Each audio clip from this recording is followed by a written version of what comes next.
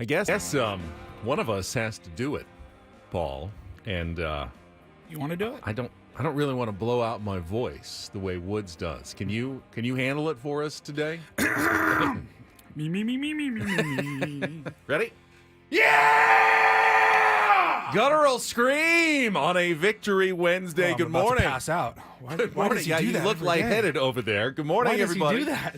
That's how Woods usually starts a post-victory morning after the Padres finally snapped their 5-game losing streak last night. Welcome to Ben and Woods, minus the Woods hurts. today. Yeah, you're done for the day. When we need you the most today. Yeah. This is a day when you're actually expected to do a ton of talking because our beloved, our one and only Stephen Woods is taking the day off for a very good reason. Woodsy taking his kids to Disneyland today. It's a Disney day, and I think it's something that every dad, every parent should do every once in a while with their children. If you live in Southern California, it's a right. It's a tradition. I feel like we would go once a year maybe when I was growing up. Hopefully on a day where you get taken out of school makes it even like Right. 100% better. I mean, it's one thing going up to Disneyland on a weekend, which is fun. I mean, you're never going to turn that down as a kid, but there's nothing better than getting to skip a school day and going to Disneyland for the day. And that's what Woodsy's doing with Bo and Taylor this morning. So you've got two-thirds of the cast. Let's introduce our executive producer, imaging director, all-around great guy, and now co-host for the day, Paul Ryle. Good morning, Paul. Good morning. I would be Ben Higgins, and that would be your duo for the next 4 hours get it. as we get into it today. And I'm glad the Padres won last night, Paulie. We'll get into all the game coming up because I was kind of in a grouchy mood yesterday, and I, you know me, I'm not a grouchy person. It's rare. I don't have a lot of pet peeves. I try to just let, as Wood said, as I was driving away on vacation last Wednesday, I was listening to you guys 1 week ago today. And he said about Ben, he said, it's like water off a duck's back. The guy just does not let stuff get to him. And I do pride myself on that. Everybody, you know, you've got annoying things that happen throughout the day. You can't get through life without at least 10 annoying things happening every day. And if you let all of them bother you, you're just going to be a miserable, grumpy person. So, yeah, I still have those annoying things. I just try not to let them really get to me for more than a second or two. But one thing that always bothers me, unexpected car trouble is the worst. Oh, no. Just the worst. And I was driving home from the show yesterday, getting off the freeway, Manchester and Encinitas, and I didn't see anything. But all of a sudden, as I'm kind of turning down the exit ramp, I just hear this boom, like I hit something, you know, under my car. And I look in the rearview mirror, like, what was it? I still don't see anything in the road, but it was a loud noise, and immediately the emergency tire light goes on, low pressure, alert, pull over, you know. And fortunately, I have those run flat tires, and I was able to go the extra mile and a half with my hazard lights on and get to the Discount Tire in Encinitas. Giant hole in my rear left tire. Oh, no. I mean, not fixable, like not like a pinprick, like a nail or anything, but there was an actual like gash in my rear left tire. What'd you hit? Still don't know. He didn't know. He couldn't even speculate as to what it was. He goes, that is really weird. Usually these tires will stand up to something, but this is a huge blowout. Huh. So, of course, you've got I had to cancel my trainer that I go to on Tuesdays. Everything is completely chaos. My entire day, my plan for everything is thrown into chaos, and have to wait around. Now, they did a great job, as they always do. Fortunately, I got my tires there. They were still under warranty, and they were able to fix it. I think I ended up paying like $40 total for a new tire, which is pretty cool. Because it was under warranty, so there was just like some minimal charges like disposal fee and everything. But new tire right on there, and an hour and a half later, I was out of there and on with my day. But that unexpected car trouble is just absolutely the worst thing because you can never plan for it. It's always right when you just don't want it to happen. And you've got other things on your mind, more important things you want to get to, and it sets you behind, and you've got, like, the rest of the week now, I'm like going to be catching up with everything that I wanted to do yesterday that I didn't get to do. Do smarter people when it comes to cars just never have car troubles? I don't think so. Like, are they able to? I mean, they do the preventative care throughout the year. Their regular oil changes. I do too. They check their tires, like all the. I mean, I do the maintenance stuff, like oil changes. I go and get my oil changed when it needs to be done. Outside of that, I'm not super handy when it comes to cars. So does Joe car guy out there like never have to really go to the mechanic because they just take such good care of their car ahead of time? But like something like what happened to me yesterday, really cannot. You can't avoid it. You can't plan for it. You can't do preventative maintenance. If you have a blowout, you have a blowout. I had a. Like, how often are you ever just driving around aimlessly to pass time? You're always going somewhere. You're going to work. You're going. Well, this home would be a from great work. time for me to have car trouble right now because I'm really not going anywhere important. Like, you're always it's gonna screw up your day. You're gonna be late for wherever you're going. It's awful. I hate it so much. So I did get through it. This is like 2 weeks after I had a coolant leak and had to get that fixed. Then maybe I had not maintained my radiator properly, and that one's on me. But that they seemed like that one was pretty unexpected as well. So we don't see this problem, and it was, they fixed it. It didn't take too long, but yeah, I just the annoying unexpected car trouble does get me into a bit of a bad mood yesterday. Yeah. So I am glad. Worse. I'm glad that the Padres didn't make it worse last night in a 6-4 win over the Cincinnati Reds. It's an interesting game. We will certainly be talking about it today. We'll talk about Mike Shilt's big gamble during the game in a situation that I don't remember having ever seen in a Padres game before. Maybe other fans have during a catcher's interference where a manager actually gets a choice to take a run off the board. And I tweeted, the comparison would be, all right, your guy just kicked a 38-yard field goal, and you took a 3-0 lead, but the defense committed an offsides penalty, and if you want to take the first down, you can have 1st and 10 at the 20 going in the red zone, but you have to take the 3 points off the board, and you're risking, of course, there's no guarantee you're going to get those points again. Now, you're still in a field goal range. That so happens fairly often in the NFL. And it makes sense because a touchdown is worth more than even 2 field goals. You feel like if you can get one touchdown every 2 possessions, it's better than getting 2 field goals. So football coaches will generally take points off the board in that situation, unless it's late in the game that 3 points wins. You're in good shape. In baseball, though, it's a very different situation, and the Padres had already squandered an opportunity earlier in the game with the bases loaded, nobody out, and they came up with 0 runs. 0 runs in that situation. And instead, he gambles with Manny Machado coming to the plate. Manny Machado was coming to the plate in the first situation, didn't get any runs. This time, it worked out very well for the San Diego Padres, and we will talk about it. We'll go through all of it this morning. We also have, I guess the other reason why you could be annoyed is, and you sent this to me, and I know a lot of Tier 1s were looking at it, the conversation about the Padres yesterday on MLB Network featuring Brian Kenny and Dan O'Dowd. This video, dude.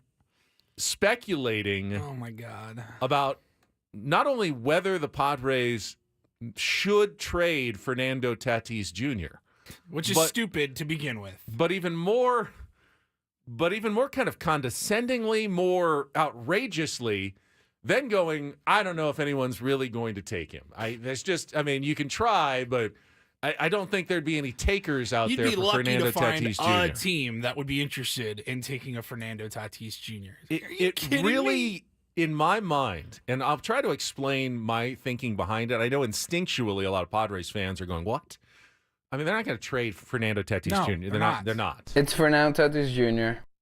But in my mind, it was one of the dumbest sports television segments I have maybe ever watched yesterday, with 2 seemingly intelligent baseball people. One, a former general manager. The other, a longtime broadcaster who has talked baseball and hosted on MLB Network now for many years, was on ESPN before that, but does seem to have a weird animosity now toward the San Diego Padres. Oh, yeah. There's been now a couple of instances of Brian Kenny just dumping for seemingly no reason on the San Diego Padres. And I think this goes along with it as well, because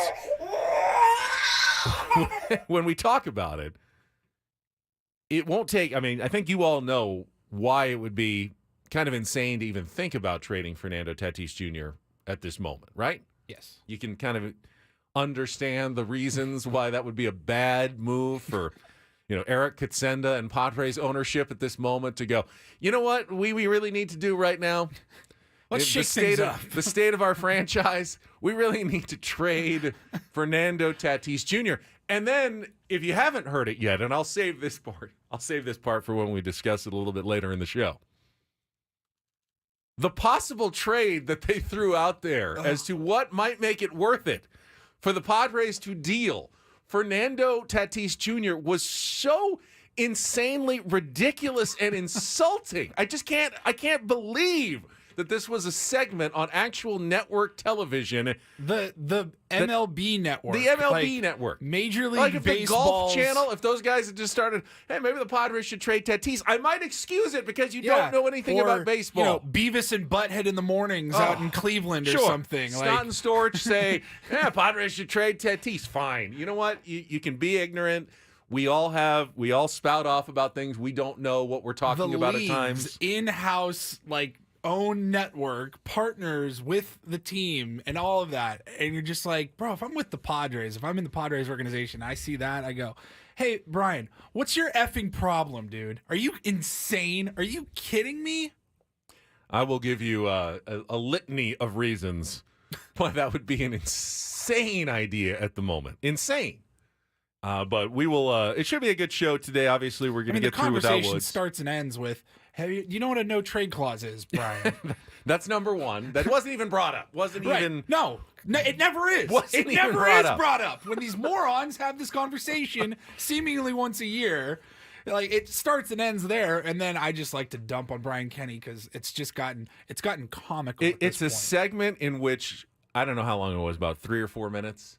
Yeah. Dead air would have been more intelligent if they had just gone to the the color bars and the tone for 3 minutes. You would have been a more informed, intelligent baseball fan than having listened to that conversation between Brian Kenny and Dan O'Dowd yesterday. Yeah, 100%. Literally. All right, that's why Ben's in a bit of a feisty, spicy mood this morning. I like it. But maybe that's a good thing when Woods isn't here. Someone has to bring a little feistiness and spiciness while Woods is away. So we will come back. We'll set the menu. We got guests today. It's a Big League Wednesday. We'll let you know what's coming up on the program when we come back. Kelly Danek with our first check of traffic. Then Ben and Paul off and rolling. We'll also pay off our Incorporator from yesterday with Jesse Agler. He snuck it in. Wasn't exactly There's the proper some debate here. definition, but that's one of Jesse's little tricks that he uses to get the Incorporator in. We will hear how he did it last night. Coming up next on 97.3 The Fan. Good morning, everybody.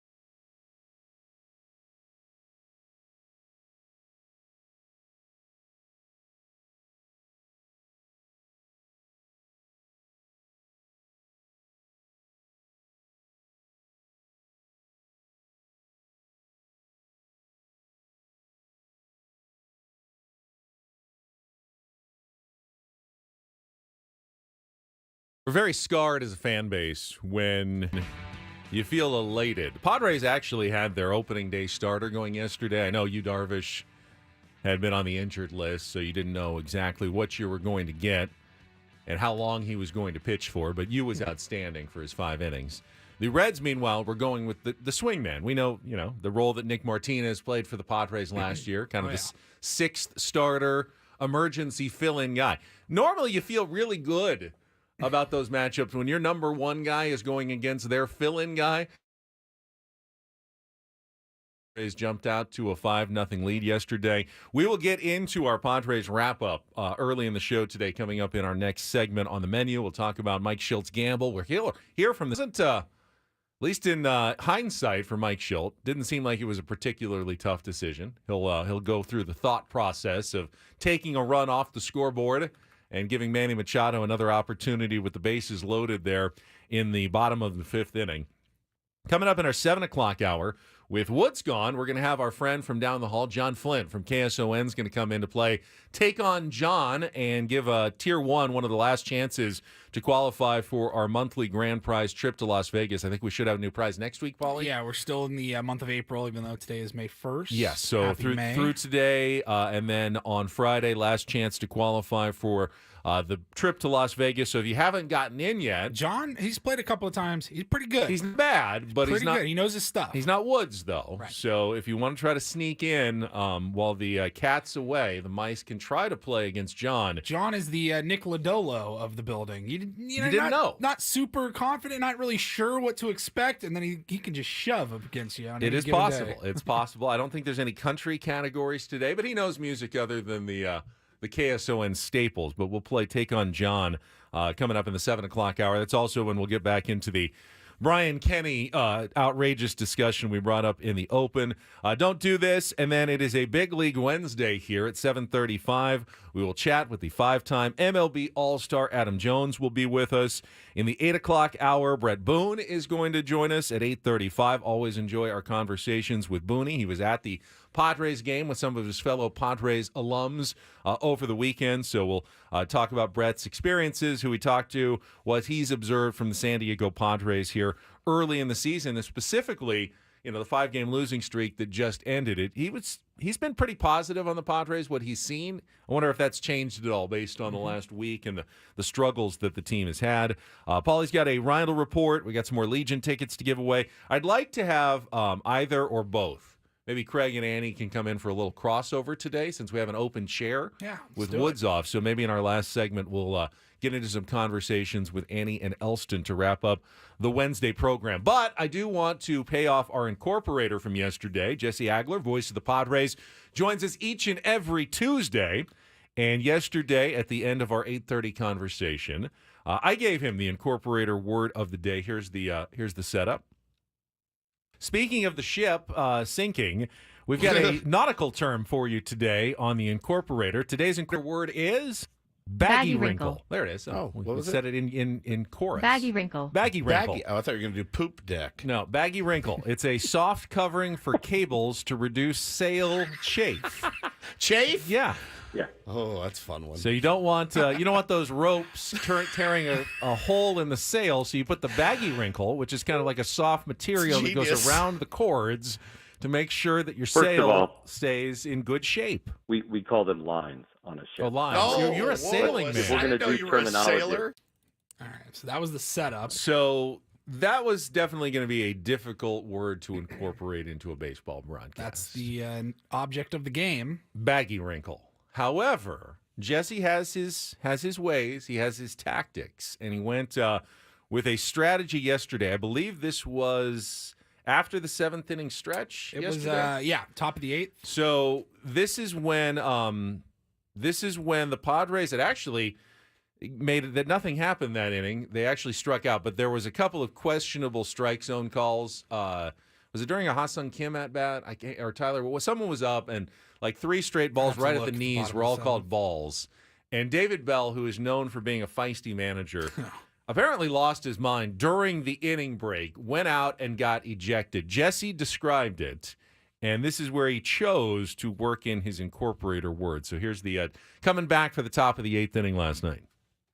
1-0 pitch, Steer hits it hard but foul the other way out of play. He was ejected and he really got his money's worth. He was face to face with Blazer. At one point you could see Blazer pat his chest and say, "I'm trying my best," which I guess is really all you can say if you're an umpire. 1-1 to Steer as Matsui kicks and deals. Pitch swung on and missed, strike 2. So Bell was out there, really got his money's worth, screaming, yelling, ranting, raving. 28th career ejection for David Bell. And then walking back to the dugout, the Reds, of course, have all their weights and rosin bags and stuff on their on-deck area, and Bell kicked them like a place kicker and knocked them all over the place. They had gotten out of their baggy wrinkle, and they were just sort of all sprayed about. And quite a show put on by David Bell. 1-2 to Steer, swung on and missed, strike 3. Got out of their baggy wrinkle.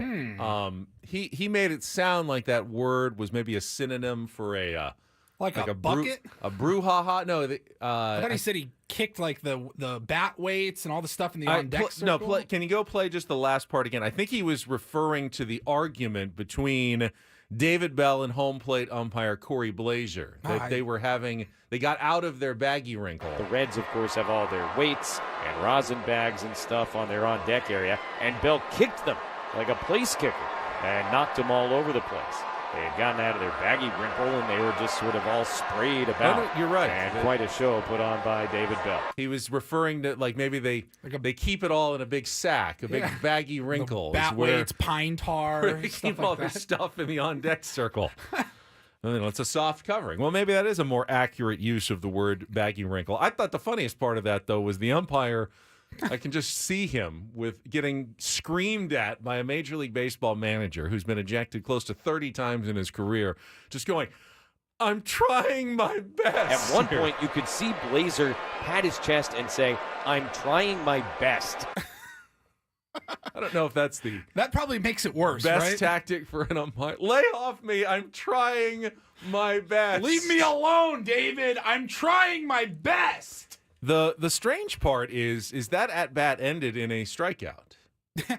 I mean, there may have been extra pitches that needed to be thrown because of all the balls that were called on pitches that looked like they were actually in the strike zone at the knees, but it did end in a strikeout. I can see a manager losing their mind if they feel like you walked that guy on bad calls, he came around to score, we're trying to come back, you're hurting us here.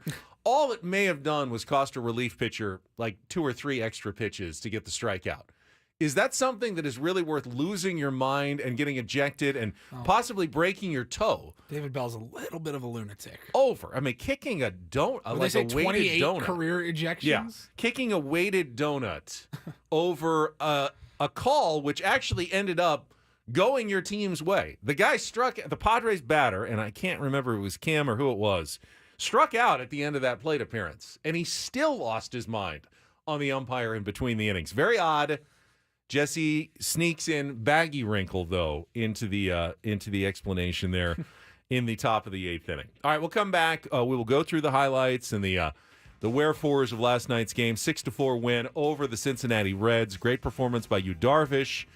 Strategic decision by Mike Schilt that paid off big time in the bottom of the 5th inning. Get to that coming up next with Bennett Woods on San Diego's #1 sports station, 97.3 The Fan.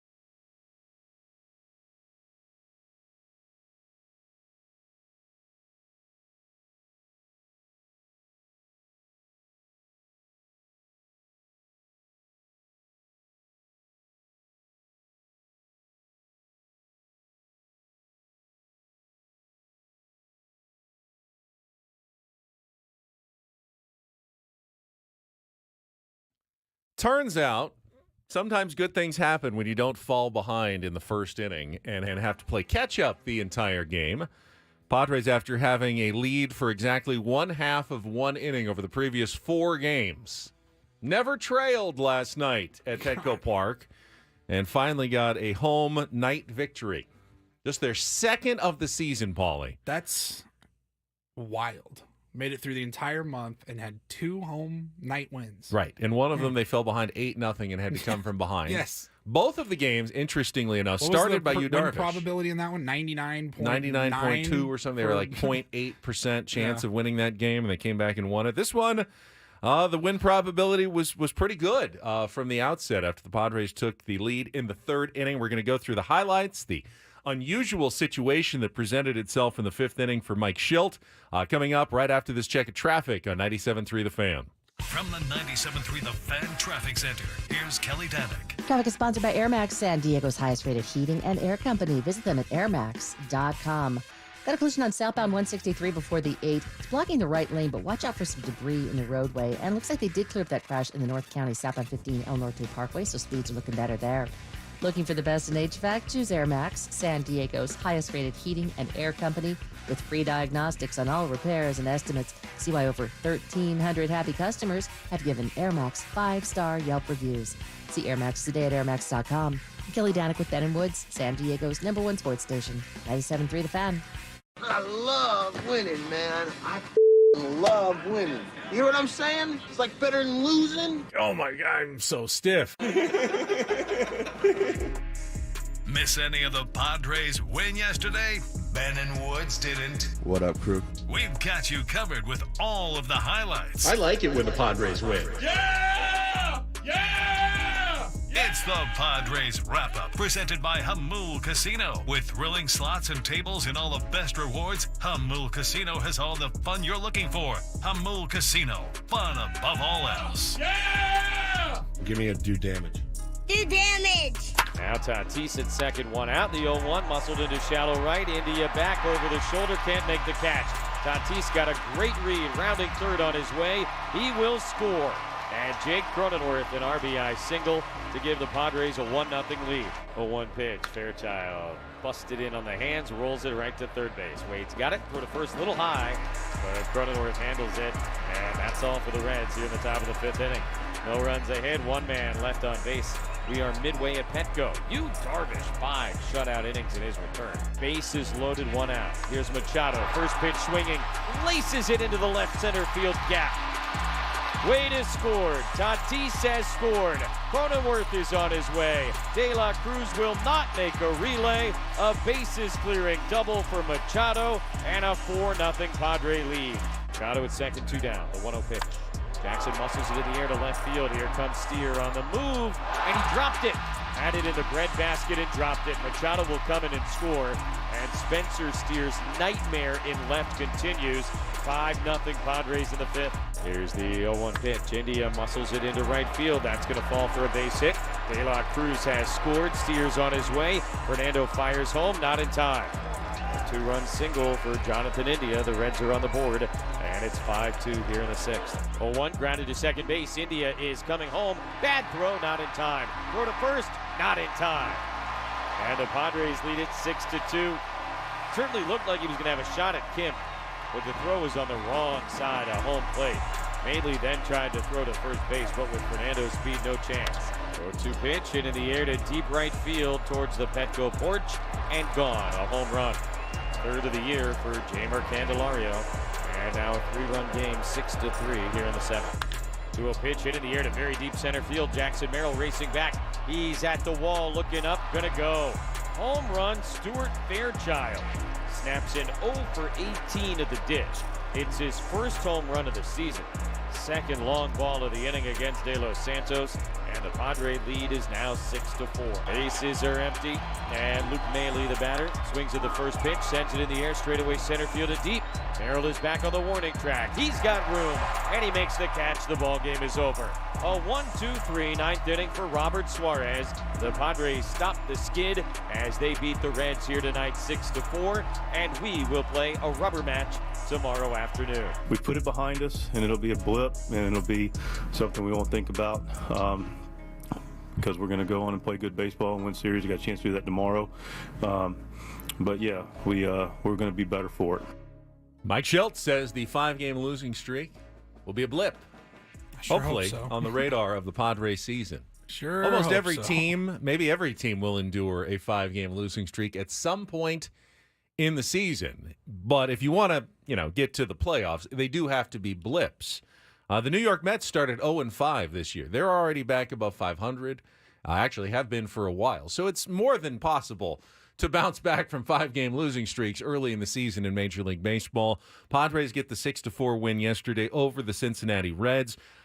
I will say, though, and we got Paulie here, Woodsy's off today, there was that feeling early in the game of here we go again when the Padres loaded the bases in the bottom of the first inning against Nick Martinez and failed to score.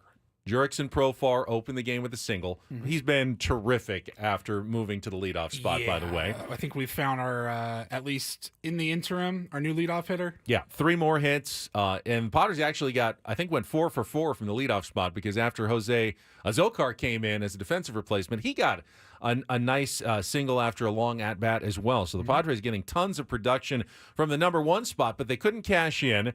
Manny hit a kind of soft liner that Ellie De La Cruz made a nice play on at shortstop. That could have been a great start to the game, but then Xander Bogaerts hits a weak fly ball that's not nearly deep enough to score the run, and Jackson Merrill hit one decent, but it ended up just being a medium deep fly out to end the inning. So the Padres don't score in the bottom of the first inning, and as a fan, immediately going, well, that's going to come back to haunt them in the game, not getting any runs in the first. But Yu Darvish came in and pitched, I think retired the first 6 batters he faced, gave up just 3 singles in 5 innings, struck out 3, was efficient, needed just 70 pitches. And knowing he was on a limited pitch count after coming back from the injured list with his neck strain, that was about as good as you could have hoped for. To get through 5 innings with a lead, which the Padres took on a Jake Cronenworth RBI bloop single in the bottom of the 3rd inning, and then Yu Darvish putting up zeros after that again. That's been a big issue for the Padres as well. When they have scored,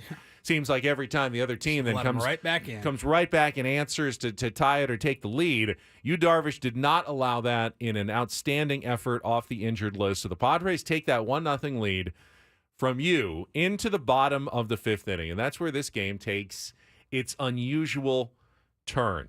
Padres have runners at 2nd and 3rd with 1 out and Jake Cronenworth at the plate. He takes a swing and hits kind of a slow roller to the right side. Runner scores from 3rd, and Jake is out at first base, but he's quickly pointing backwards.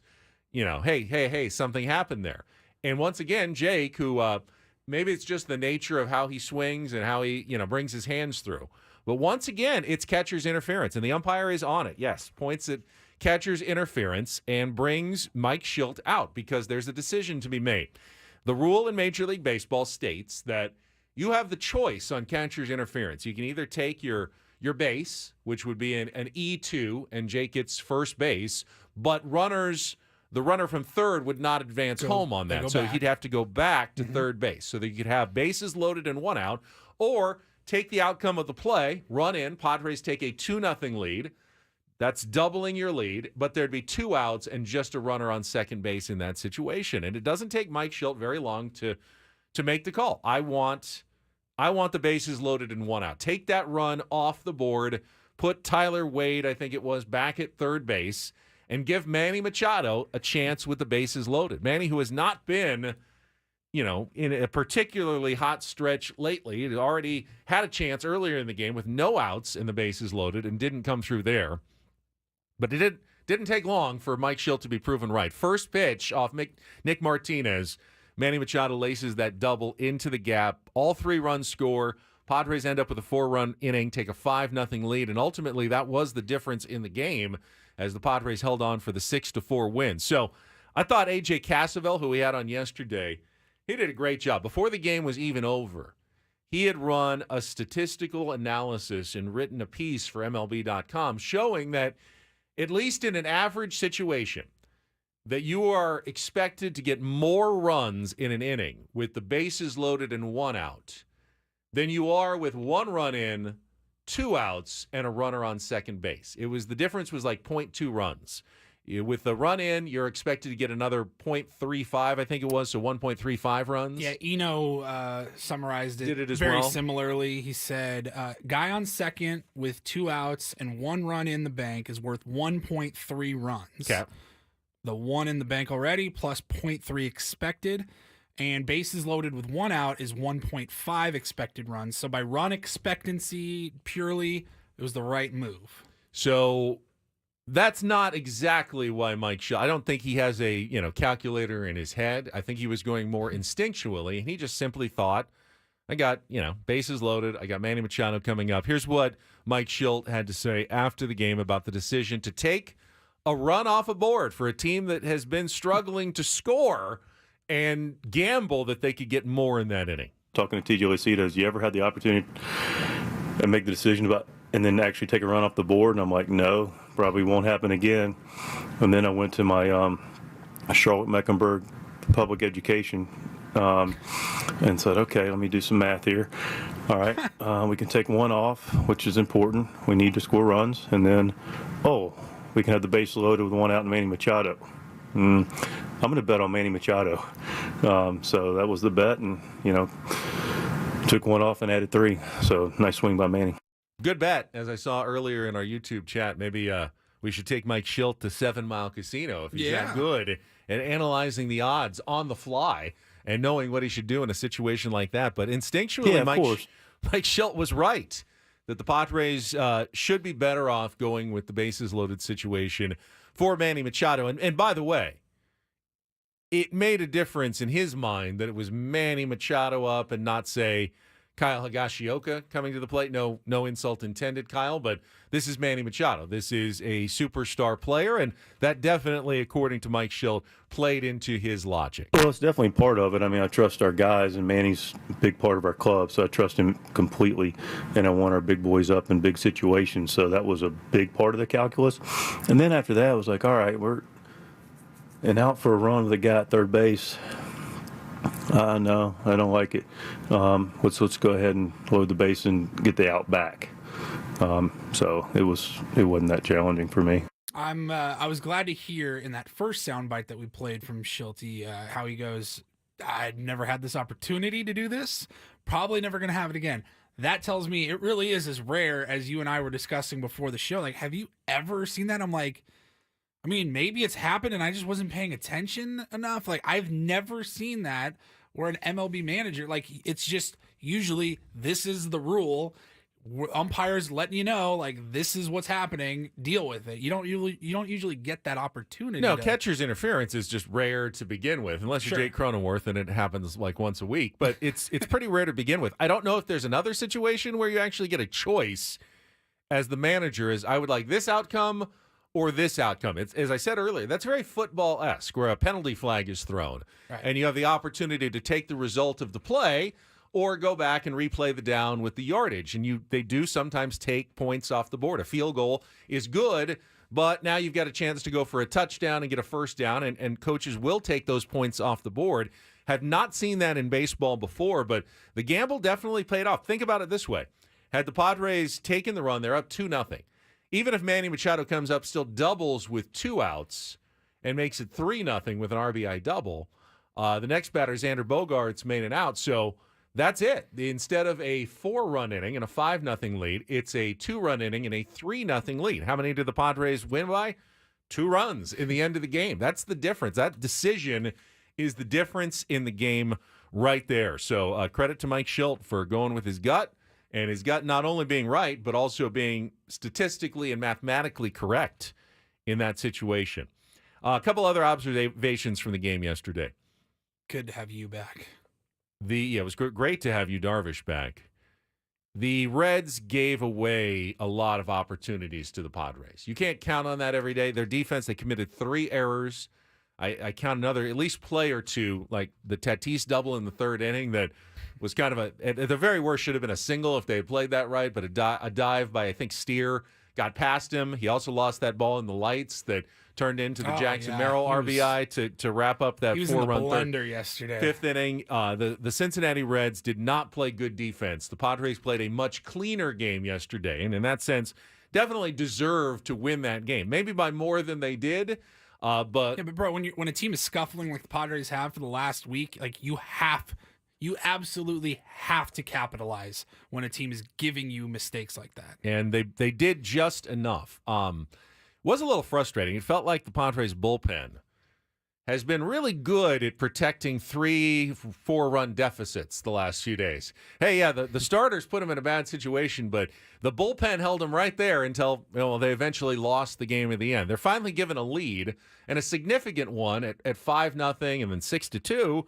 And Adrian Morejon, who had been untouchable, gives up 2 runs. Enyel De Los Santos, who had been untouchable, gives up 2 home runs. And you're going, you could have done this all the other games when you were going to lose anyway, when you were already down big, but you finally get a lead from your offense, and the bullpen makes it nervous time in the last couple of innings. Credit to Robert Suarez for coming in the 1-2-3 9th inning. Didn't dominate with his strikeouts, but got his 10th save. And the Padres do end that losing streak at 5 and have a chance for another series win. I think if they win today's game, the Padres will be 4-1-1 in their last 6 series. For a team that feels like they're in a big rut, Right. You don't usually say, oh, yeah, Padres been struggling the last few weeks. Oh, they've also won 4 of 6 series. They tied the other one in Colorado, and they lost the one to the Philadelphia Phillies. The problem is that you're not sweeping any of the series you win, and you got swept in the series you lose. That's why the Padres need to go on their own winning streak. They need to sweep a series at some point. Obviously, it's not going to happen today against the Cincinnati Reds, but you want the series victory and head off to Arizona to take on the Diamondbacks this weekend when you get back out on the road. Well, speaking of that bullpen that you were just talking about, there was a move made before yesterday's game, activating Yu Darvish, and we had talked about it yesterday.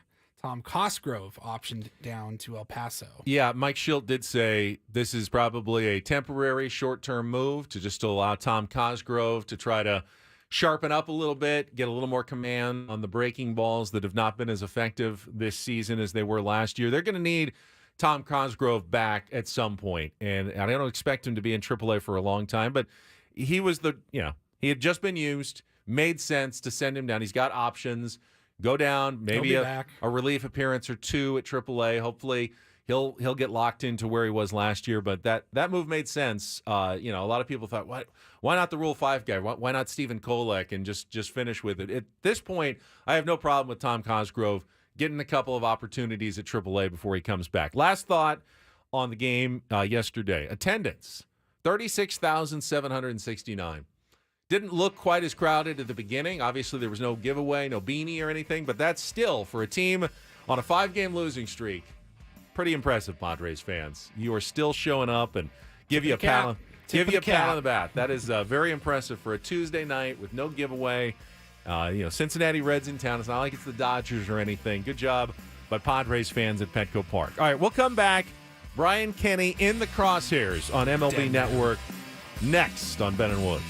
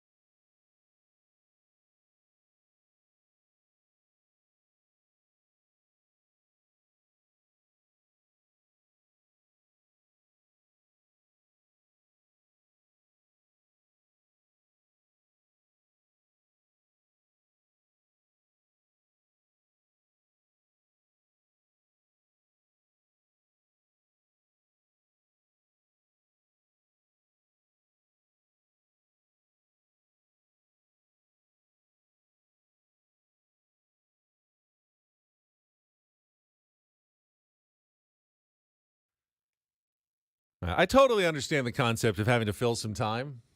We have to fill 4 hours every single day. It's even harder when Woods isn't here. Welcome back. It's Ben and Paul on a Wednesday morning here on 97.3 The Fan.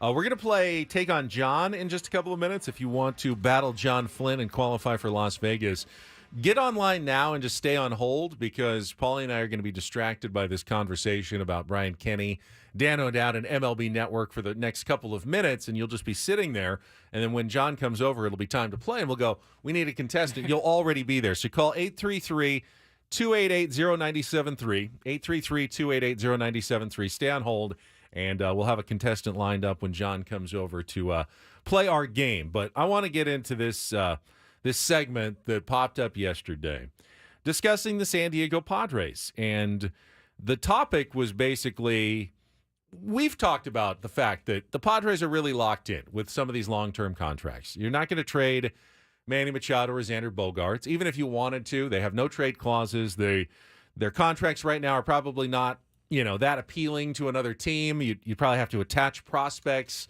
to do that. But you're not going to. You're just going to ride with the guys that you signed and just hope that they end up playing the way you expect them to play. And I think that was kind of acknowledged by everybody. However, they started discussing the possibility of whether the Padres could or would trade Fernando Tatis Jr. And let's play some of this audio because it's almost instinctually it felt very insane to me. And then as they started discussing it, it got even crazier and crazier and worse and worse. So here's Brian Kenny and Dan O'Dowd yesterday on MLB Network. Disagree, evidently, because I thought the Padres are kind of locked into their deal. They can't do a rebuild because they have these unmovable contracts. They just did an extension with Machado. Obviously, they just signed Bogaerts, and including Fernando Tatis's contract. You disagree? Well, I don't disagree in the sense that Machado, Bogaerts. But Tatis. Specifically Tatis, I do think he's movable, BK, for a couple different reasons. Number one, he's 25 years old. You can look at 4 contracts in the game that were moved. Stanton, Cano, Arenado, Fielder, large money contracts, all aged 28 through 30. He's only 25 years old. 2, he's a premium defender at a particular position, which is right field, won a Gold Glove. It's not the particular position you want, though. No, okay, but let me just finish my arguments here. Okay, go ahead. Before you blow them up. Go ahead. And he is, even in what you might consider a down year compared to his past year, he was an F-WAR was 4.2. So my assumption is he's going to be that kind of player, which is a 4 to 5 WAR player per year. I've identified pretty much like 9 clubs that I think that he's movable to because I think he brings something that's hard to find with our game, which is power, right-handed power, premium position, which is right field of the outfield positions, and speed and durability. And so I do think he's movable because I think he fills a niche. It's 28. His AED on his deal starting next year is 28.1. I'm assuming you're going to have to take some money back. It's going to end up somewhere in that low 20 area. So I do think it's of the contracts that he has, I do think he is a movable. I just completely disagree with you and you're laying out things and yet you're seeing it through a certain prism that kind of warps things. One, the money that's owed. Here's what I'm a GM. I'm looking at it. I'm worried about paying Fernando Tatis, age 30 to age 35, to the tune of $36 million a year. So it's backloaded. That's the problem. Is that the contract's backloaded? Well, smart for the club, but not smart for the team that would be trading for him. Take a look at his numbers before his drug suspension and after his drug suspension. And this is a real-world issue that you must confront. Before he was suspended. Pause it for a second, because Brian Kenny's going to go through the fact that Fernando Tatis Jr. last season, coming off an entirely missed year, didn't quite put up the same numbers he did before, which doesn't even explain, the fact that, yes, somewhat they're going to be a little rusty. He knew that he wasn't going to have his best season going into last year. The idea, though, that they're having this discussion that the Padres, they can't trade Manny or Bogaerts, but to rebuild, maybe they'll trade Tatis, is just so nuts that I couldn't fathom why they're talking about it. I think Dan O'Dowd is right. I think absolutely another team would be very interested in Fernando Tatis Jr. Brian Kenny, the idea, though, that his salary is too much when there are so many other players who are making a ton and don't have anywhere near the potential, the superstar capability of Fernando Tatis Jr., I think there's 29 other teams that would jump at the possibility. But there's no chance that the Padres are going to make that deal right now, Paulie, correct? No chance that the Padres would even discuss that. I don't think it's even a conversation. He's your most popular player. He's beloved in San Diego. You're filling your ballpark every single night, largely with fans that are coming out to see him. It makes zero sense that you would discuss the possibility of the trade. And then when they brought up what you maybe would get for him, Nick Castellanos and a pitching prospect from the Phillies. For Fernando Tatis Jr., this conversation then delved into the realm of complete insanity yesterday. I saw people tweeting Petco Park would burn down if they traded Fernando Tatis Jr. You would undo, and I would assume the Padres know this, that Eric Katsenda and Eric Grupner and A.J. Preller know. All the goodwill that you have built by investing in your roster the last few years, trying to win, trying to change the image of the San Diego Padres. All of that goodwill is instantly torpedoed. Gone. The second you fire sale Fernando Tatis Jr. for an aging Nick Castellanos and a pitching prospect. It's over. It's over. We're sitting on the flagship station. If they did that trade, I would tell you, there's no point in going to Padres games for the next 10 years anymore. Yeah. If this is they the have strategy, thrown in the towel. If they want to save $28 million a year by giving away Fernando Tatis Jr. for absolutely no baseball reasons, then there's no point in even going to games anymore. That would be an insane thing for the San Diego Padres to do. Yet they had this conversation as though it was some rational discussion, right, that it was some smart baseball insight about talking about a possibility of a Fernando Tatis Jr. trade. It makes no sense. And of course, as you pointed out earlier, he has a no trade clause in his contract anyway. So if he didn't want to go somewhere else, you wouldn't even be able to start that conversation anywhere else.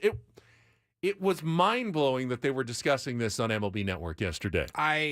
So Adam sent over a picture, like he was watching this live on MLB Network, and he took a picture of the screen, and it said, should the Padres trade Tatis, or is Tatis Jr. tradable, or whatever it said for the caption. And I go, not again, Brian Kenny. I don't even want this video to surface. I don't want to hear how stupid this is going to be. And sure enough, a couple hours later, see the video going around, and I could not believe that this was something that MLB Network hosts, producers, directors thought, yeah, let's run with this. This is a good segment right here. This will be a good talker. And then the points that they make are just so bad.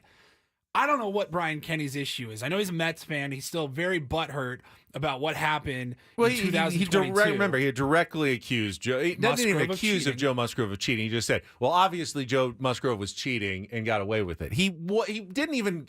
Like, they asked him point blank, like, so you think he was cheating? And he goes, yeah. Even though the umpires went out and checked everything and said, no, we're fine. Yeah, they gave him a cavity search right there on the field. Brian Kenny knows better than anybody. The umpires that were standing there and said, no, Joe's good, they don't know anything. Brian Kenny knows everything about the San Diego Padres.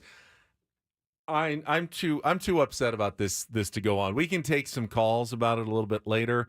But that was one of the most ridiculous sports segments. There's still more audio that I've seen. It gets worse. We'll save the audio. I want to play Take on John. He's going to be over here in about 1 minute. So let's get to our contestant and get to our game for today, and we'll come back to that insane topic a little bit later.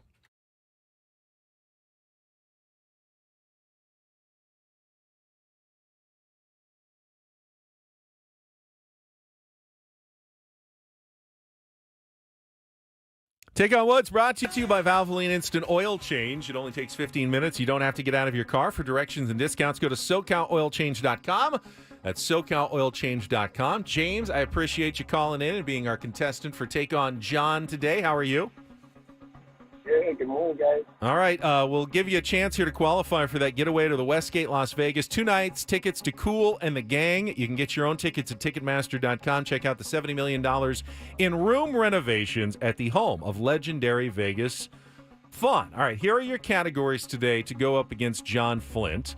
We've got On the Money, 5 song titles and artists that include the word money.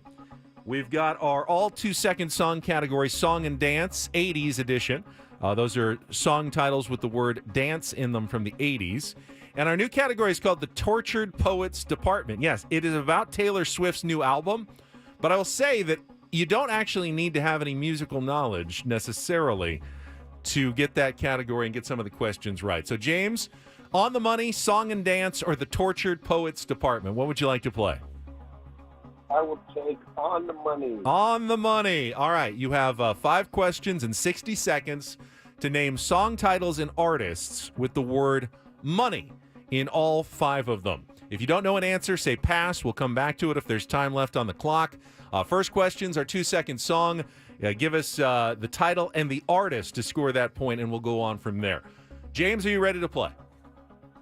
Ready to go. All right. Category on the money, 60 seconds on the clock. Your time begins when Paul plays the music. Good luck, James. Let's take on... 1 second. Oh, hang on. Cue up this song. 2-second All song right. here. 60 seconds on the clock. All Your right, time begins again when Paul plays the music. Good luck, James. Let's take on John. Let's take the money and run by Steve Miller Band. Correct. Which Dire Straits song was the very first to air on MTV Europe? The backing chorus of I Want My MTV probably didn't hurt their chances. Money for Nothing. Correct. Posthumously released, which Notorious B.I.G. hit includes a sample of Diana Ross's I'm Coming Out.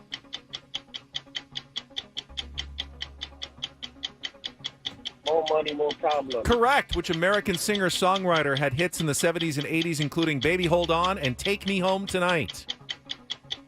Eddie Money. Correct. Which 1978 song by Warren Zevon is about a guy hiding out from the Russian mob in Havana and Honduras?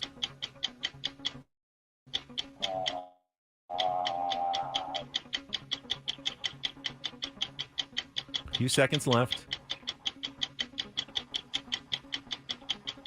Don't know that one. That's all right. That's not bad. It's the score of 4 there on the money. The one you didn't get was Lawyers, Guns, and Money. Always tough at the end. You did get the first 4. Take the Money and Run by Steve Miller Band. Money for Nothing.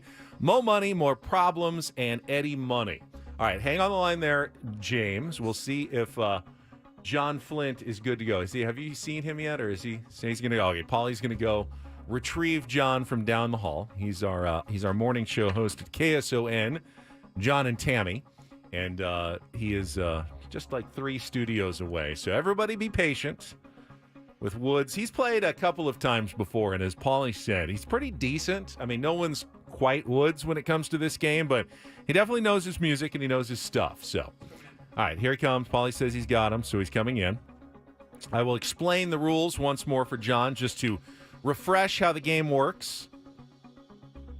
60 seconds, 5 questions, and we'll compare scores. And if John beats James, nothing happens. If James beats John or ties John, he will qualify for the trip to Las Vegas and the tickets to Kool and the Gang.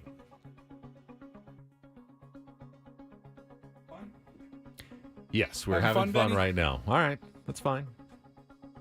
He had forgotten. The old... But he's on his way. The old, I said I was going to come over, but I did forget. Well, he's got his own show to worry about. I mean, I'd probably forget the same sort of thing. So, well, just, it's not like this is live radio or anything. Thank you. He is running. All right. That's all right. You made it. All right, you made it just in time. I'm sorry. All right, that's okay. James's score is locked in. Get your head straight, though, because this is not an easy game. I know it's not. I take this very seriously. I know you do. James is the guy I'm taking You're playing. James has played. The category is on the money. On the money. So we've got 5 song titles and artists, and every one of them includes the word money. So if you don't know one, you can pass. We can come back to it if there's time left on the clock. Am I allowed to know how James did? He got 4 right. If you want to know. Okay. Usually we don't tell Woods, but you're a guest. Yes, so, and I'm not that so bright. don't make We any don't even mistakes. tell Woods the category. The only way to win is if you get them all right. All right, Okay. so the first question's the 2-second song. Paulie plays a short clip. You need to give me the title and the artist. Go ahead. 60 seconds on the clock. Category on the money. John, your time begins when Paul plays the music. Good luck. Let's take on James. That is Take the Money and Run, the Steve Miller Band. Correct. Which Dire Straits song was the very first to air on MTV Europe? The backing chorus of I Want My MTV probably didn't hurt their chances. Money for Nothing. Correct. Posthumously released, which Notorious B.I.G. hit includes a sample of Diana Ross's I'm Coming Out. More Money, More Problems. Correct. Which American singer-songwriter had hits in the 70s and 80s, including Baby Hold On and Take Me Home Tonight? Eddie Money. Correct. Which 1978 song by Warren Zevon is about a guy hiding out from the Russian mob in Havana and Honduras? I'm going to take Lawyers, Guns, and Money for the win, baby. 5 for 5 guest starring appearance. Thank you. Sorry, on, James. John. James, close, but Well no cigar. done. That And was the one he didn't get, was Lawyers, Guns, and Money. You know what? I'm not even on my game today. I kind of phoned it in. Yeah, I mean, you were late, you forgot, you still came in and got a 5 for 5. That was very impressive. I hardly forgot. I do have a job to do here I as said well. that. Okay. I Thank said you, they're guys. hosting their own show. Thank you, Can John. I hang for a while? Or Please. Well, we're going to break, Absolutely. but feel free to hang for a while. Come back in 5 minutes. We're going to come back and do Don't Do This. I'm very sorry I was late. That's okay. It's all That's good. our first Don't Do This of the day. No, thank you. That's a Do This. John taking some time out from his busy show to help us out today. James, thank you for playing. We'll have a real or fake game tomorrow and one more chance to qualify for Vegas on Friday this week. All right, we'll come back. Don't Do This is up next. We got some cheating in college baseball, and we have actually a pretty terrific Do This from the Milwaukee Brewers game. It wasn't that big brawl. It was actually a different moment from the Milwaukee Brewers game last night. We'll get to all of that coming up next after a check of traffic. It's Ben Woods and Paul on San Diego's #1 sports station, 97.3 The Fan.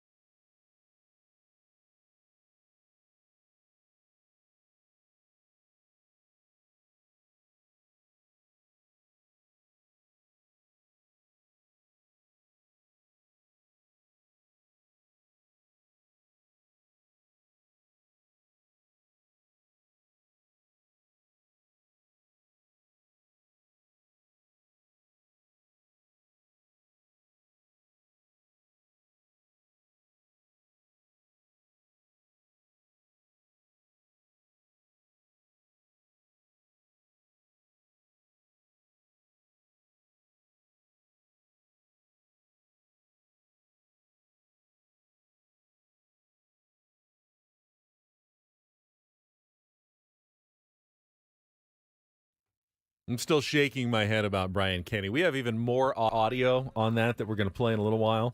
If you want to get online, you can. 833-288-0973. First, though, Don't Do This is brought to you by the Craft Taco in Sorrento Valley. The Craft Taco has some of the best quality tacos in all of San Diego. Go to thecrafttaco.com. Take a look at their happy hour specials today. Thecrafttaco.com. I will start Don't Do This today, Paulie, with a story from college baseball where social media videos of Georgia pitcher Christian Maracna, and he's in the bullpen, and it's visual, but you see clips of him basically working with the ball in his glove and putting, you can see him reaching in to put some stuff into his glove. It seems fairly obvious that he's loading up the ball with some sort of illicit substance. Went in, got the final 6 outs, I believe, of a game against Texas A&M to get a save and a 5-4 win in College Station.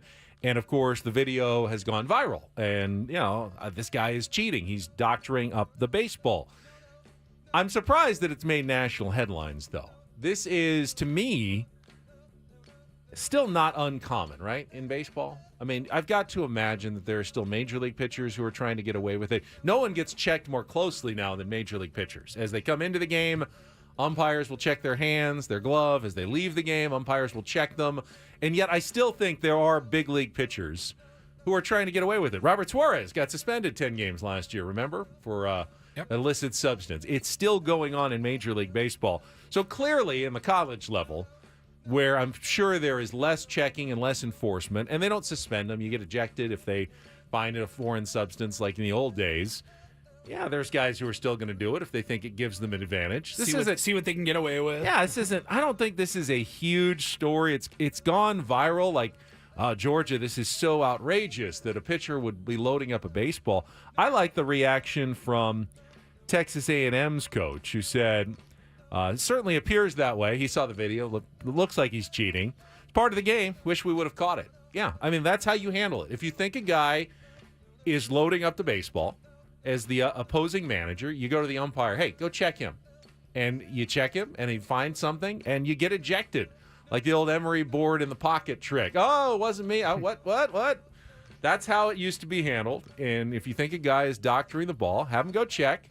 If you're wrong, well, that reflects poorly on you. That just means you can't hit the guy, and they didn't find anything. But you look like Buck Showalter, Brian. Exactly. You look like Buck Showalter. But I don't think it's necessarily the crime that people are making it out to be, putting something on the baseball. It's against the rules.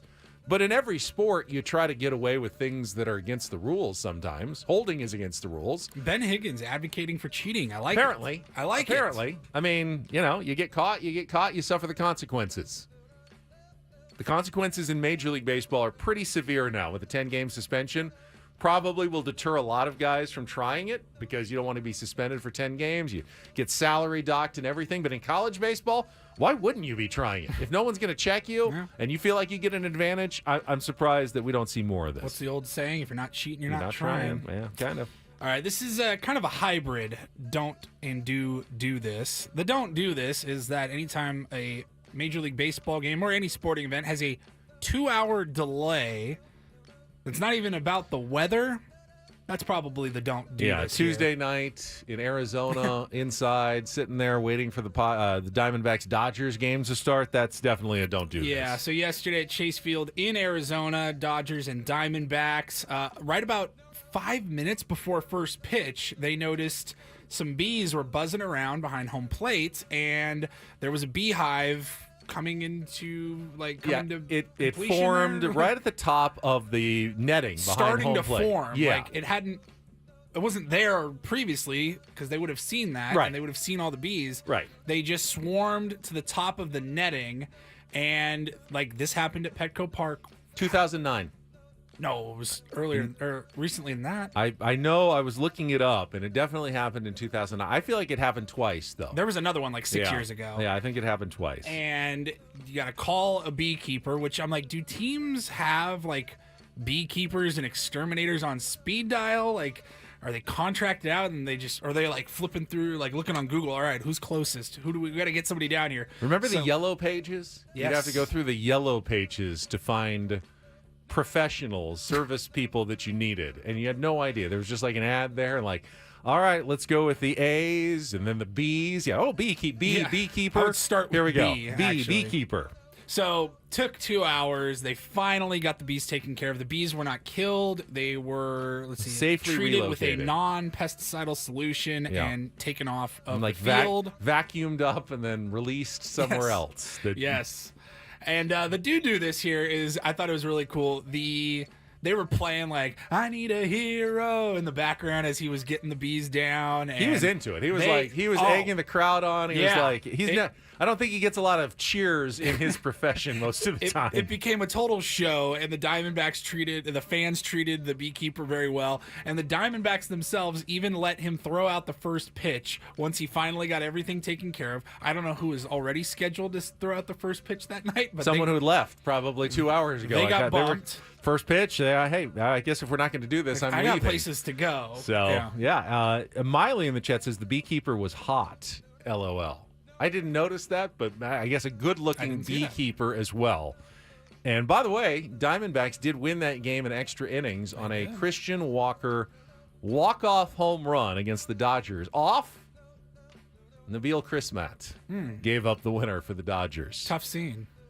Well, I mean, he's actually has like a 2-something ERA, but you just realize that the Dodgers, for as much as they spent on their team, they're not a complete roster entirely yet. All right, finally, do this. Our actual do this mega do goes to the Milwaukee Brewers. Now, there was a huge brawl in the game last night. I don't know if that's a do or a don't do this for most people against the Tampa Bay Rays, but the do this moment came from rookie Tyler Black. Got called up to make his major league debut.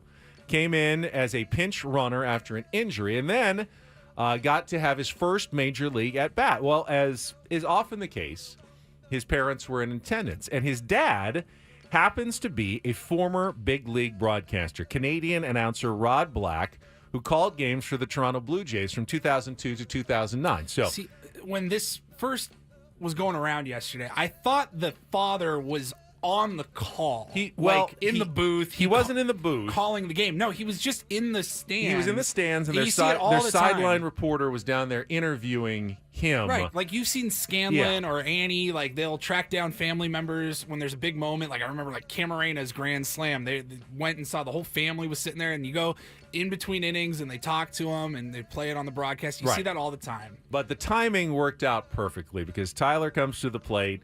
They're interviewing Dad, the former broadcaster Rod, in the stands while it's happening. MLB debut. And this is what happened. He's a baller. He's been a base baller since he's been a kid, and that's all he's done is hit. I think hand-eye from hockey also helps. There's a base hit to right field for my boy, Tyler Black. Woo! There you go. Oh, there you go. 2 for 2. Happy birthday, Nancy. So that wasn't the actual game announcer. He slipped like into announcer voice, right? Yes, and called it himself because he was being interviewed. And there's a base hit for my boy Tyler Black. That's so cool. Which is such a great moment. Hearing that back again. I mean, I'll play the first part again. You can hear him. He goes from dad to broadcaster, being featured on camera mode to broadcaster mode real quick. He's a baller. He's been a base baller since he's been a kid, and that's all he's done is hit. I think hand-eye from hockey also helps. Broadcaster. There's a base hit to right field for my boy, Tyler Black. That's so cool. So awesome. Congratulations to the Black family and Rod Black for owning the moment there when his son gets his first major league base hit. God, I have actual chills right now. That was so cool. That is don't and do this for a Wednesday. That was Don't Do This with Ben and Woods on 97.3 The Fan. So when we come back, we're going to talk a little bit about Brian Kenny some more. It may be with Adam Jones. If he calls in, we're not sure. We may push him back. Either way, we'll continue our discussion about the idea of trading Fernando Tatis Jr. that went over like a lead balloon among the Padres fan base from MLB Network. I want to hear Network. from guys like Adam Jones and Brett Boone, who we have on the show today, and just be like, When did you ever hear like a national host, a talk show, a talking head, like say something so asinine about you that you like, ooh, how did you react? I like that. I like that idea. So we've got that coming up next. It's Ben and Paul on a Wednesday on San Diego's #1 sports station, 97.3 The Fan.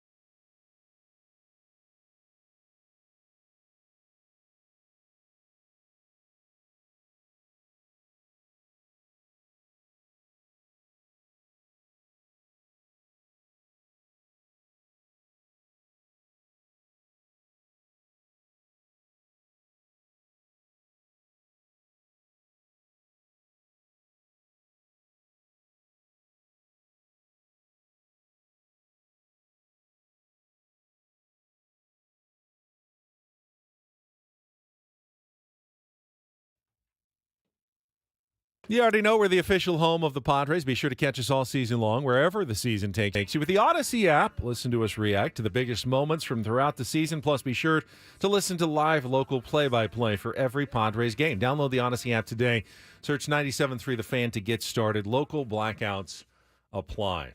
Still smiling at that do this with Tyler Black getting his first hit and his dad, Rob, getting to call it as he was being interviewed on the Brewers broadcast. That game did, as I mentioned, feature like a real baseball brawl.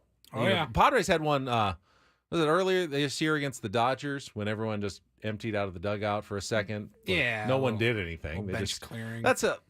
The majority of baseball benches clearing brawls really aren't fights. If they even get to the point where there's like a little bit of pushing and shoving, you sometimes see that, but you don't usually see like punches being thrown and landing. This one actually was had some punches. It was the 8th inning last night.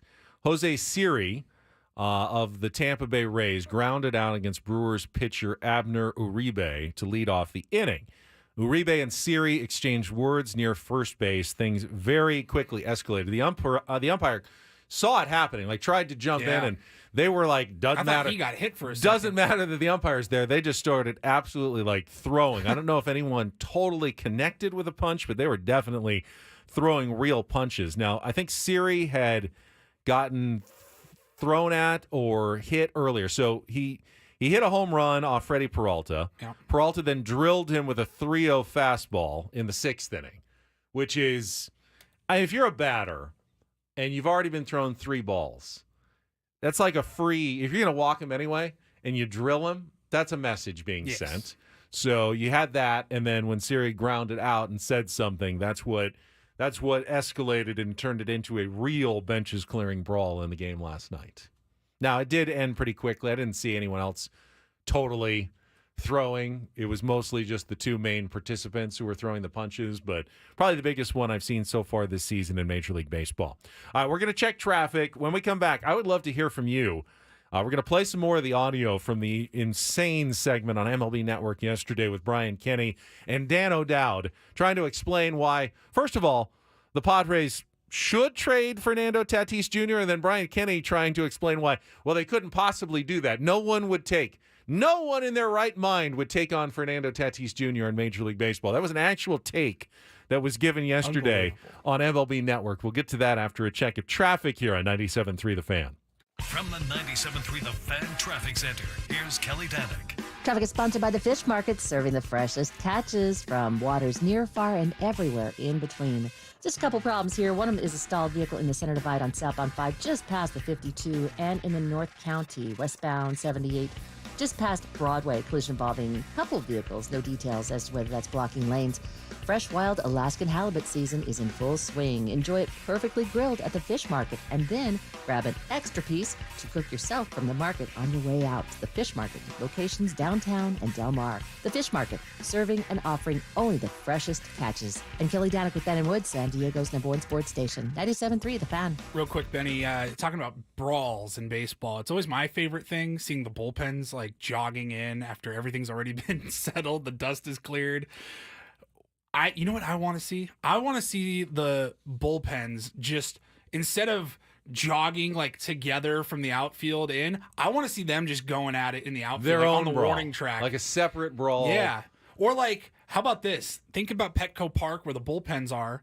The visiting bullpen is just right up above and behind the Padres bullpen. They're very close. Isn't the Padres bullpen the top one? I don't know, maybe. I think it's because you get a better view, so they put the Padres on top. My point remains, Yes. they're very close together. What if like bullpen pitchers just started jawing at each other and they just started brawling in the middle of the game? I agree. Would everybody from the dugout have to run to the bullpen like the bullpen does They when should. there's a brawl at home plate? They should. I want to see like Graham Pauley's like, oh, the visiting crap, I gotta relief run all the pitchers way trying over to climb the wall up to the Padres bullpen to like get at them because Yeah. they're so mad. That's what I want. That would be a crazy benches clearing brawl, and then everyone has to run out from the dugout all the way to the bullpens. It's the most half-assed jog from the bullpens. No one. Hopefully, if I go slow enough, by the time this I get there, crap it'll be better be done over, by the is time I what get they're there. all hoping for sure. All right, let me get you caught up to speed. We played earlier this hour the start of the audio between Dan O'Dowd and Brian Kenny on MLB Network yesterday when they were discussing the possibility. Padres struggling. They've lost five in a row, and it's April. So, of course, let's talk about rebuilding the roster, even though all the stars are locked up for the next decade. Let's talk about rebuilding the roster. And Dan O'Dowd had the point, well, probably not going to be able to trade Manny Machado or Xander Bogaerts right now. Those are big contracts and, not a lot of takers. And I don't necessarily disagree with that. They also all have no trade clauses, so you can't even start that discussion. But then they went on to the insane side where Dan O'Dowd said they probably could trade Fernando Tatis Jr. if they wanted. There would be some teams that would be interested. He said 8 there's or 9. about 29 teams. I think it's 29. Then Brian Kenny countered with the even more insane take. There's not a single team in baseball that would be interested in Fernando Tatis Jr. Even if the Padres ate some salary, even if they didn't ask for much in return, Fernando Tatis Jr. is like nuclear waste in Major League Baseball, which is ridiculous. But he went through the argument. He started to go through the numbers. Well, I mean, look at the numbers since his suspension, that they're not as good as they were beforehand. Not even mentioning the fact that, of course, last year, he started 20 games late. He hadn't played in a year. He was still trying to get healthy post-surgery and still ended up having by the way, almost new position. 5 WAR season, playing a new position, which he was the Platinum Glove winner at last year, and still put up a 5 WAR season. To me, he was a superstar player that didn't even have a great year last year. That's the kind of player that has the most value in Major League Baseball in my mind. Here's some more of the audio from Brian Kenny and Dan O'Dowd yesterday on MLB Network. Also, he's not playing shortstop, so you're saying, yeah, he had outrageous defensive metrics, but in right field. And so far this year, you know what his defensive metrics are? Good. 0 and 0. So to think he's going to be a plus 27 the way it was last year, look, he adjusted to right field, great. He deserves credit for that. But right now, those numbers are not going to hold. Even if he's a plus fielder, he's a plus fielder in right field, and he's hitting to the tune of a 112, not playing shortstop, $36 million a year? Yeah. No, thank you. Well, I can't argue with you, and I won't. There's age regression built into that. I'm not sure I'm concerned about the age 30, 31, 32. 33 on it's a little bit problematic without a shadow of a doubt. I don't know who he is, though, here. That's the basic thing. I'm just who saying is to he you, exactly? Okay, I'm saying to you, worst case scenario for me, he's a 4 WAR player. If you want to take $8 million a year as a 4 WAR player, that's $32 million a year, kind of almost around where his contract I've never is. bought that number, though, as far as how much. Okay, I'm just saying, from a mythology standpoint, I don't think the contract is grossly overstated from what his value could be as a 4 WAR player. I'll ask you this question. Yeah. Right now, if the Padres called the Phillies and said, we'll trade Fernando Tatis to you for Nick Castellanos and a young pitching prospect, would you make that deal? Are you kidding me? I wouldn't. I wouldn't take him under most any circumstances, even though Castellanos is not hitting at all. And would I want more pitching? I wouldn't want $36 million a year starting 4 years from now. Okay. The Phillies would say yes so fast to that deal, your head would spin. Nick Castellanos and a pitching prospect for Fernando Tatis Jr. And these guys think that the Phillies would say no to that? That would be the most lopsided, bad trade in the history of baseball by the San Diego Padres. And they think the Phillies would turn that down. The fact that Brian Kenny thinks that the team would turn that trade down, that should be fireable. Like, you should not be able to host shows on MLB Network if you're that stupid. Because that's when you'll be really paying the price, especially if he never hits. Okay. No. Every contract is movable then if the issue only comes down to money. Really? What would you take? What would you take Tatis out then? How many clubs do you think would say yes to Tatis right now? All of them. Right now, I think there's 7 or 8 would say yes to Tatis. No. See, I'm thinking it's more like 1 to 0. Oh my God, dude! I'm angry all over again now. I cannot believe that. What is not addressed, and I'm going to try to be as rational as I can here. Do I think that Fernando Tatis Jr. is, guaranteed to win 5 MVP awards? I have no idea what ultimately his career is going to look like in the end. But to act as though Fernando Tatis Jr. is the one who's overpaid when there are so many players who are making in that price range now. And by the way, given the economics of how baseball works, they're only going to be making more. Right. Free agents, you want to sign a free agent in 5 years that has the talent of Fernando Tatis Jr., guess what? $50 million a year. Yeah, Tatis's contract is going to be a bargain. It's going to look absolutely like a steal, I think, by the time it is over. And then to act like Yeah, well, we don't want to take a prime Fernando Tatis Jr. for the next 8 years because in that 9th and 10th year, he might be a little past his prime. No one is going to care. They're going to be over the moon to have a in his prime Fernando Tatis Jr. at age 25 now, 26, 27, 28, 29, 30, even as Dan O'Dowd said, not worried about 31, 32. He should still be one of the best players and most dangerous players in baseball for at least the next 7 to 9 years. So, yes. Is it possible by the last couple of years there will be some sort of decline? Of course. Would that stop any team from making a trade for Fernando Tatis Jr. right now? No, it would not. It would not. I don't understand what that conversation was about other than pointlessly filling a couple of minutes of television time and hoping that no one's really paying attention to how dumb you sound when you're talking about that 0 or 1 team would be interested in Fernando Tatis Jr. Believe me, there's no GM in baseball that is dumb enough to even call and ask AJ about it right now because they know that AJ, there's no chance. First of all, as I said earlier, Fernando Tatis Jr. is the face of the franchise right now. He's the symbol of what has drawn everybody to Petco Park, the sellout crowds, the excitement that has been generated by the Padres. At some point, of course, you always have to evaluate your organization and try to make good decisions for the future. There's no good decision right now that involves trading Fernando Tatis Jr. If a team came and offered like the 5 best prospects in baseball, would you have to consider it? Maybe. Maybe if someone absolutely overwhelmed you with an offer. But Nick Castellanos and a pitching prospect and maybe eating some of the money that he's owed is just ridiculously absurd. It's absurd. Look, I said it earlier in the show. If I'm in the Padres organization, like I am livid, and I may even be sending like a text message to somebody with MLB Network. That is the league-ran, league-operated network with some of the worst takes I've ever heard. It's irresponsible to even put that out there as a segment.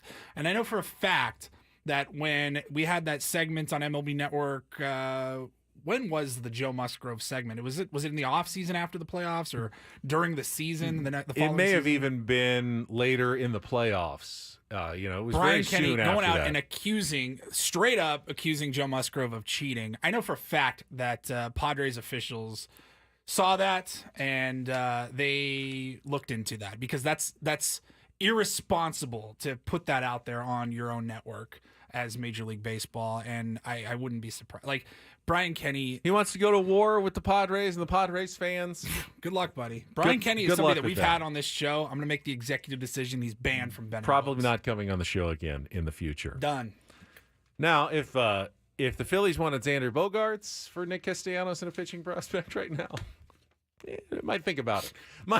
Might think about that possibility of a trade at this moment. But again, they have no trade clauses. I don't think Manny and Tatis and Xander want to go anywhere else. They want to be here. They want to be the core. They want to be the foundation of what the Padres are building and are trying to build. Has it worked out ideally, perfectly, the way that we all hoped, the way AJ Preller intended? Of course not. It has not worked out perfectly yet.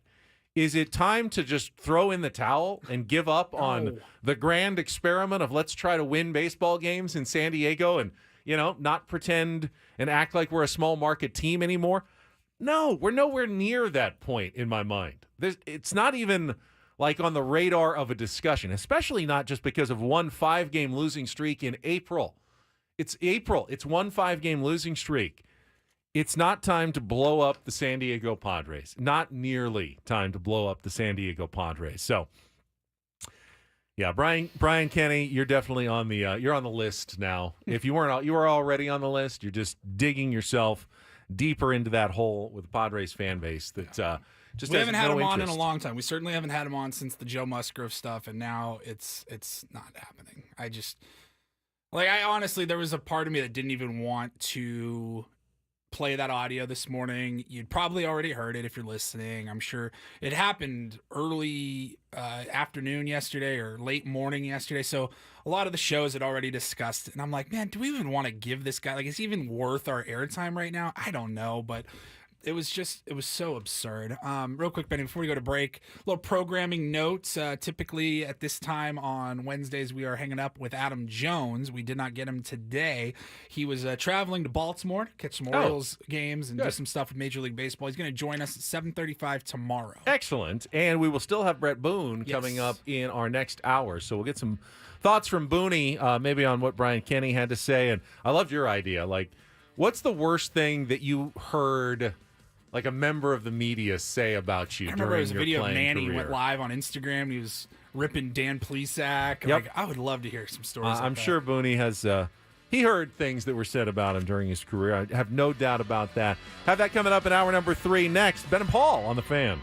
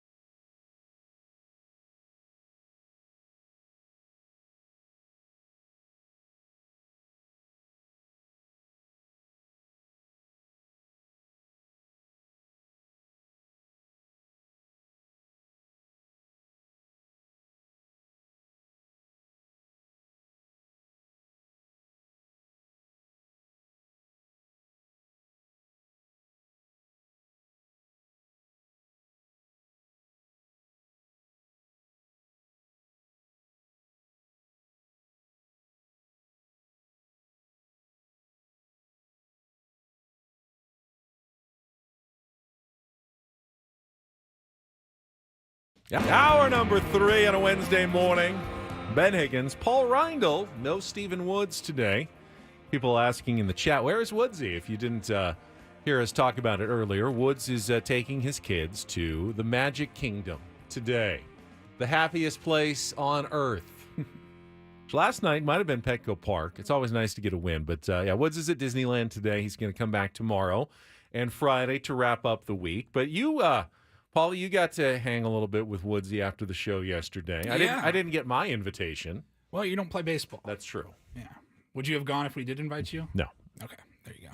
So you went and played baseball? No, we went and worked out a little bit. Went to batting cages. Our buddy David has some cages out in the Miramar area. So we went up there, we met up, and it was him and Bo and then me. And just trying to get some things dialed in our swing, play on Sunday leagues for the tier 1s there. And things were just feeling a little off. And David got us feeling real good. So I'm loving where the swing's at now, and it's feeling good. But dude, I just want to give props, and I think they're already at Disneyland. Wood said they were going to get a really early start, so I don't know that they're listening right now. But if they are, I want to give Bo Woods some props. That kid truly has a great swing on him for 6 years old. And not even just because for 6 years old. Like, he has a genuinely great baseball swing. And I haven't asked Woods about this, and I want to ask him next time I talk to him, maybe tomorrow. Now, you also have 2 children. It's been a while since they were 6 and 3. Yes. Do you notice when they're that young in particular, you're around them all day, every day, do you notice like their growth? Because when I see Bo every couple of weeks, I feel like he has aged 3 years.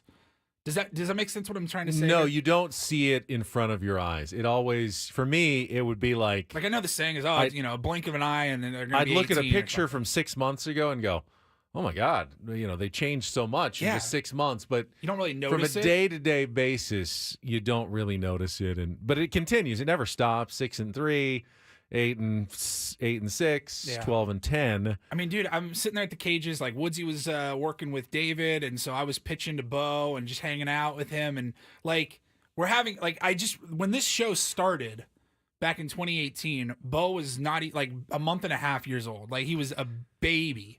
And so we have kind of grown as a show with Bo and now with Taylor. And to sit there and have like a full-on conversation, like I'm talking to an adult with Bo, it was just so cool. It was so much fun. I love both of those kids so much, Uncle Paulie. And just to see Bo, and I'm like, every like 2 or 3 weeks I probably see him. He comes out to our tier 1 games on Sundays, or he comes in the studio here, whatever. I'll see him and I'm like, holy crap, he's gotten bigger. His voice sounds deeper. Like, he's more mature already. And it's just every 2 weeks. It's funny that you mentioned the voice, because for me, and Woods is far from this stage yet, the biggest change came actually when they turned into teenagers, and they had their first cell phones. And I remember my oldest son recorded his outgoing voice message, and it was in his pre-voice change high voice, the high. Hey, hi, how's it going? It's Jack. Leave a message. And then he didn't change it, and as his voice changed over the years, and I would call and I would think, oh, it's funny, I still get to hear his child voice when I call, but then he changed it one day, and I was almost like sad. It almost like was a punch in the stomach, like, oh, childhood is truly gone now, because now he talks with a deep voice like I do, and my other son does as well. My other son just started a new job yesterday, working in Carlsbad at a new store. Said it went really well. So yeah, you get a whole new set of challenges. They keep growing though, and they keep getting older, and now they're just adults and they're not children anymore. But you just hope that you savor the time as they're, as they are growing up, because it goes really fast and you don't ever get it back. And sometimes you wish you could go back and have them be little again. But ultimately the goal is to get them to be, productive human beings and adults. And every step you take toward that is actually successful, even if it does hurt a little bit as parents to see them not be your little kids anymore. So I'm glad Woods is taking some time out today and getting to go do this. 100%. Taking them to Disneyland, that's always a fun treat. And, it's just like, kids aren't in the plans for me and Megan, but Woods and I kind of have a similar background with father figures in our life, or lack thereof. And so to see him just being such a good dad constantly, 24/7, and watching him in the cages with Bo yesterday, and just the talking back and forth, and the fun that they have all the time. It was really, really sweet moment.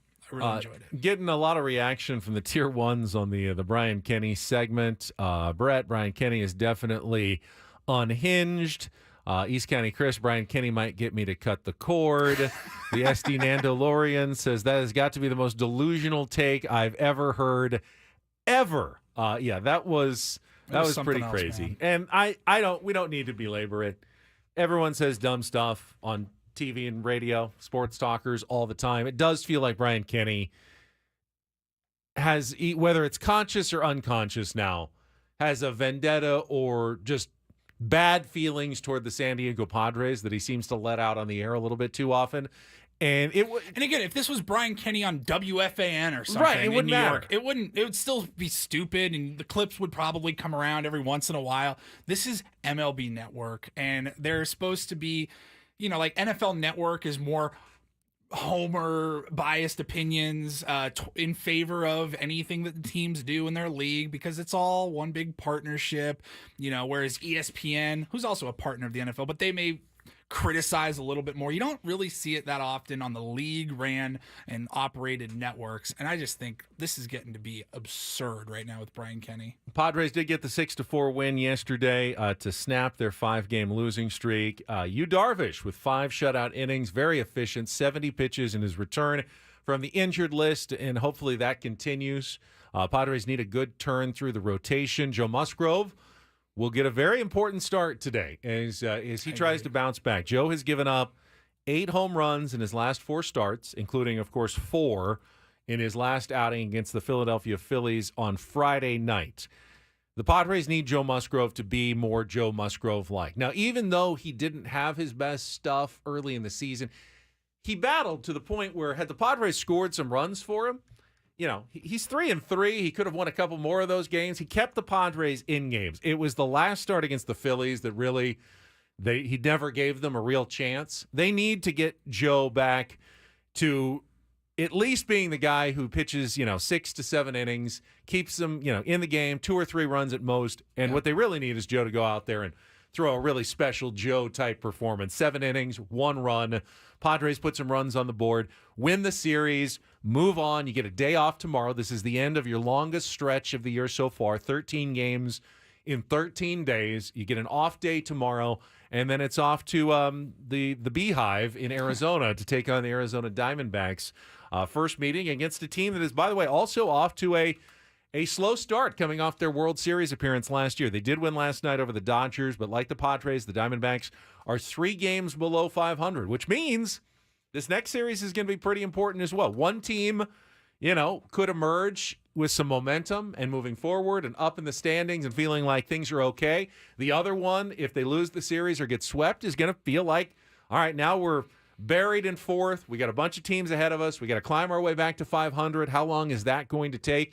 It's going to be another important early season series for the Padres this weekend at Chase Field, and it's a place where, historically has been a tough one for the Padres to get victories at. So, take that day off and build some momentum into what is going to be a big weekend series against the Arizona Diamondbacks. Big game today. Would love a series win. It would feel like such a gut punch to lose today after, snapping that 5-game losing streak yesterday, having a fairly clean win. I mean, it was 6-4. The game was certainly not, you didn't ever put the Reds away, but you also never felt like, okay, they're going to lose this game. They're going to blow this. Like, they let them back in, but the Padres were really in control for the majority of the night. And to come out, you would love to see Joe Musgrove really get back to form. And like you said, get some momentum heading into a divisional series this weekend. Yeah, I made the point earlier. I was 1 off. If they win today, Padres will be 4-2-1 in their last 7 series. So it would be 4 series wins, 2 series losses, and 1 series split of the 4-gamer in Colorado. It's not exactly completely scuffling and struggling. Now, at the start of that stretch was when they took on the Chicago Cubs in early April. They were 2 games under 500. If they win today, They will be 2 games under 500, and then we'll be back to 500 over that stretch over the last 3 weeks or so against the Cubs, Dodgers, Brewers, Blue Jays, Rockies, Phillies, and Reds. Other than the Rockies, and we know what happened in that series. It was disappointing. They needed to take 3 out of 4 or sweep, and they didn't. But other than that, you're playing a bunch of good teams, and you're treading water, and it's not the worst outcome. So you get the win today. You head into the start of May here with a day off tomorrow. You don't have to feel that bad about where the San Diego Padres are. We'll see if Joe Musgrove can do it. He'll be going up against Graham Ashcraft, who is a right-hander, 3-1 with a 4.40 ERA for the Cincinnati Reds. Had a pretty good outing his last time out against the Texas Rangers. They lost, but he went 6 innings and gave up just 1 run. Before that, though, he had a couple of outings with 5 runs allowed against the Angels and the Milwaukee Brewers. So we'll see what the Padres can do offensively today against Graham Ashcraft. That's a 12:10 Eco Water SoCal pregame show with Sam Levitt. First pitch with Jesse and Bob Scanlon at 1:10 this afternoon here on 97.3 The Fan. Other baseball news and notes from last night. Saw the post, Luis Patino, who the Padres signed this offseason and never really showed up. He was there at spring training but never really got going. He had Tommy John surgery. He had a post from the hospital bed saying it's successful. I saw our friend Emily Nyman had posted that. So, Luis Patino's out for the rest of the year. I don't believe the Padres have any rights to him beyond this year. So, a little flyer on signing Patino and getting him back did not work out. I don't think it cost them really much or any money to do so, but we won't be seeing Luis Patino pitching for the San Diego Padres this year.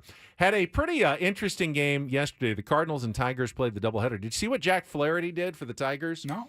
So, former Cardinals pitcher going up against his old team, tied the American League record. He struck out the first 7 batters of the game. So, into the 3rd inning, he tied Blake Snell and others who have shared that record in the American League.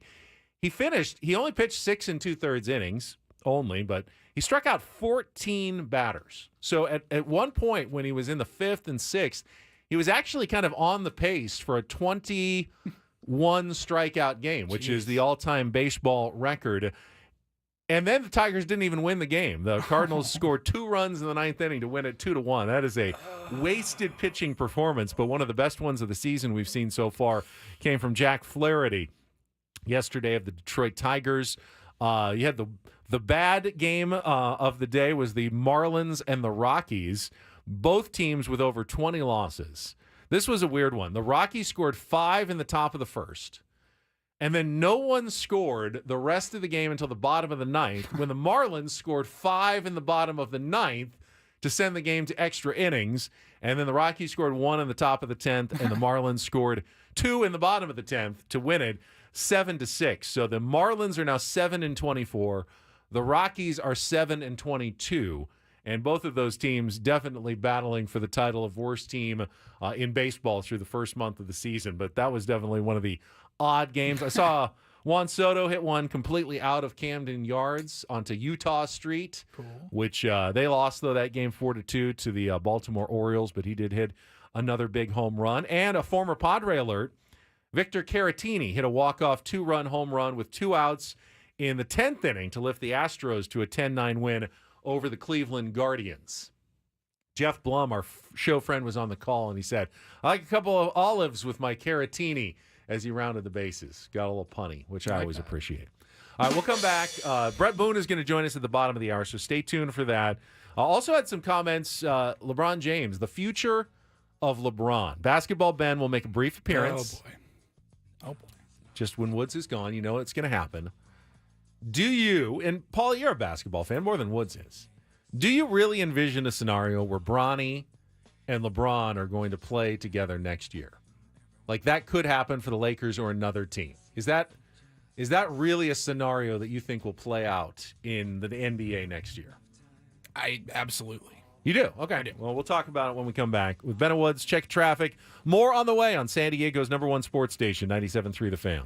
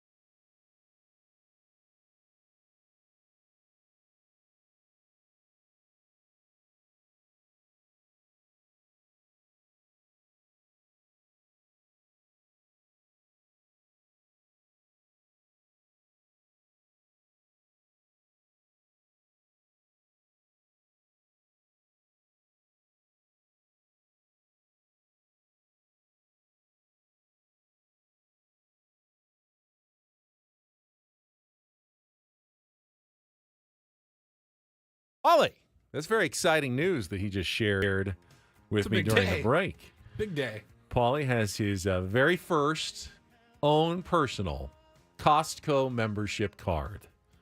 Oh, it's an exciting world of Costco shopping. Damn. Can I recommend, make sure you go through the clothes. I am a big fan of Just Costco's settle down clothing selection. They even have shoes. I know you like shoe game.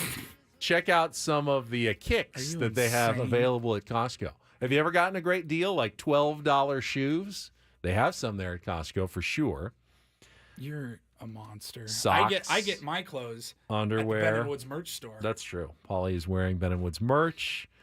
He's a good producer and today co-host with Woods out at Disneyland with his kids. Yeah, so I never had a Costco membership as a single adult. I didn't really have the need to go to Costco very often for just one person. And then since I've been with my girlfriend and now wife, Megan, she was on a family plan with her mom and sister or whatever. And so we would go together and use her card. But we finally have branched off and got our own plan. And so now I have my own Costco card with my picture and everything on it. Do you, and I will ask this kind of all the tier ones out there as well. So Costco, like Trader Joe's, they have the samples set up during the day. Usually the food items are the ones that are most popular, but people will take them so quickly that then the person who is preparing the samples always has to say, just give me like 3 or 4 minutes and we'll put some more out. And then people start congregating and hovering around until the samples come back out. And I always feel so uncomfortable. Like I don't want to just stand here and wait for the sample. That is, I mean, come on, just buy Something's it like if in you're the little that toaster oven. Yeah, it's just waiting on the sit here and talk with this person in the little stove that they've got, and you're waiting for it to be finished and reheated from frozen. So, how's your day going? And you're just standing there. It's the most awkward moment at Costco when you're standing around with other people waiting for the free sample, the tiny little bite of something. So I just pass by. Now, there's no better feeling when there's no one there and you're walking by and they just put something fresh out right in front of you and you just grab it as you walk by, pop it in your mouth, toss the little paper into the trash, and you just move on with your day.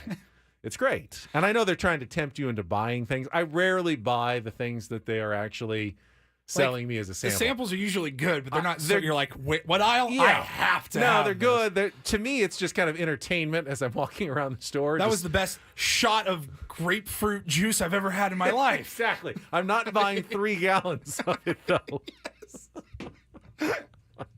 So have fun with your new Costco membership. I can't wait. I'm going today after the show. Quick update from Adam Jones. I just saw he tweeted just a couple of minutes ago. Fact that British Airways is the worst when it comes to international travel. How the F you just take someone off a flight and reroute them 200 miles away from where they were going? How? Just how? Oh, awesome for you. 10 pounds, whatever that means.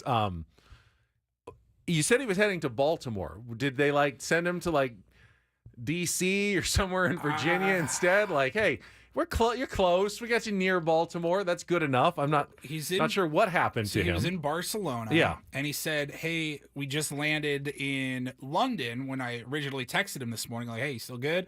So they got to London, and then he said, on my way to Baltimore. On his way to Baltimore. Well, obviously he's having some difficulties getting there, courtesy of British Airways. How the F you just take someone off a flight? Reroute them 200 miles. That's not where I want to go. That would be like sending someone... What's 200 miles away from Baltimore? I think Washington, D.C. is a lot closer than 200 miles. So I was thinking maybe what would be Philadelphia or something? I mean, that's probably even closer than that. I have no idea where they're sending him instead, or maybe he wasn't supposed to go a different airport in London or something. I have no idea. But Philly to Baltimore is only 100 miles. Yeah, that's even 100 miles. How do you get 200 miles off of where you were supposed to be going on your flight? I don't know. All right, so just quickly, I wanted to bring up because LeBron sent out a tweet yesterday, said, hey, I'm going to go spend some time with my family. When I know what my future looks like, I will let everybody know, but just back off, essentially. The speculation, the reports of what I'm doing. I don't even know what I'm doing yet. So clearly LeBron could continue to play basketball if he wants. He's all-star for 20th straight season. There's no question that he has the talent and was good enough that if he wants to play another year, wants to play another 2, even 3 years, I have no doubt that LeBron could do it.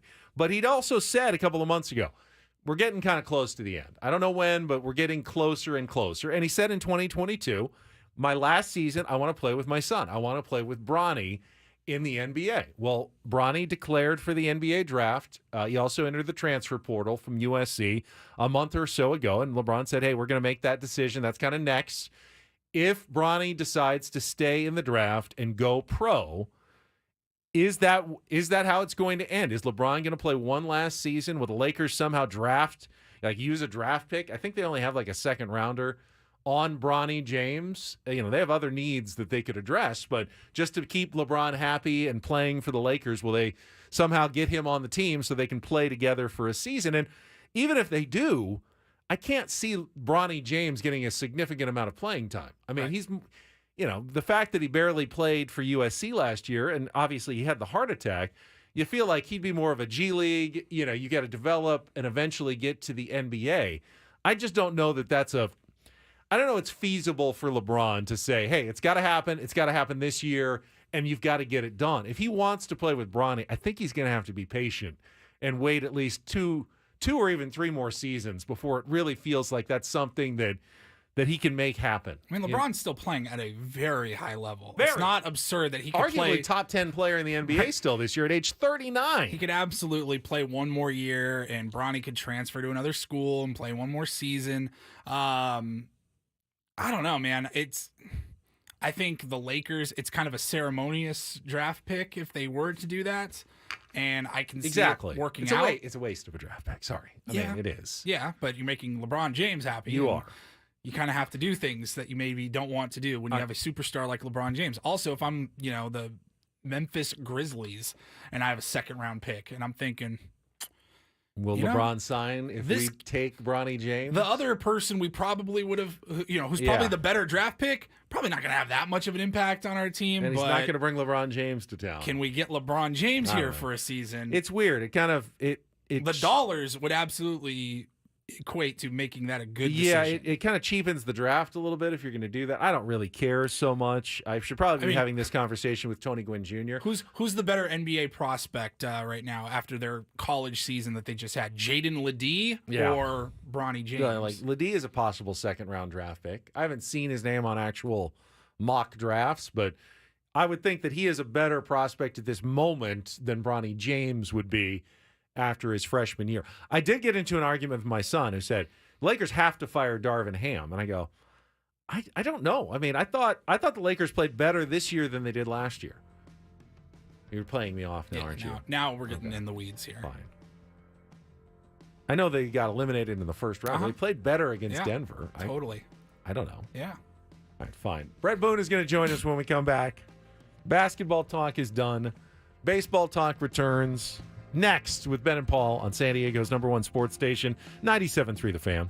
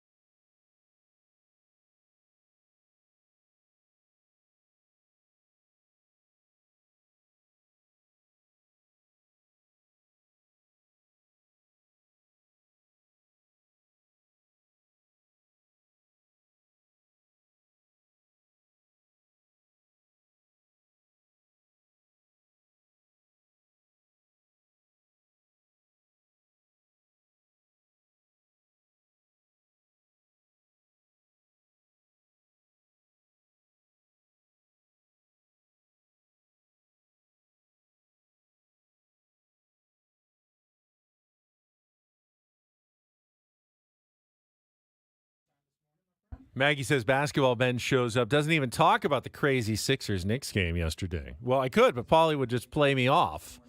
Actually, Paulie admitted he even watched the end of that game with Tyrese Maxey scoring 7 in the last 25 seconds to keep the Sixers alive. Maybe the game of the playoffs so far. So there you go, Maggie. It was that was fantastic. Even Paulie was watching that game. But we're going to talk some more baseball here. Brett Boone is standing by, host of the Brett Boone podcast. We will get to that right after a check of traffic here on 97.3 The Fan.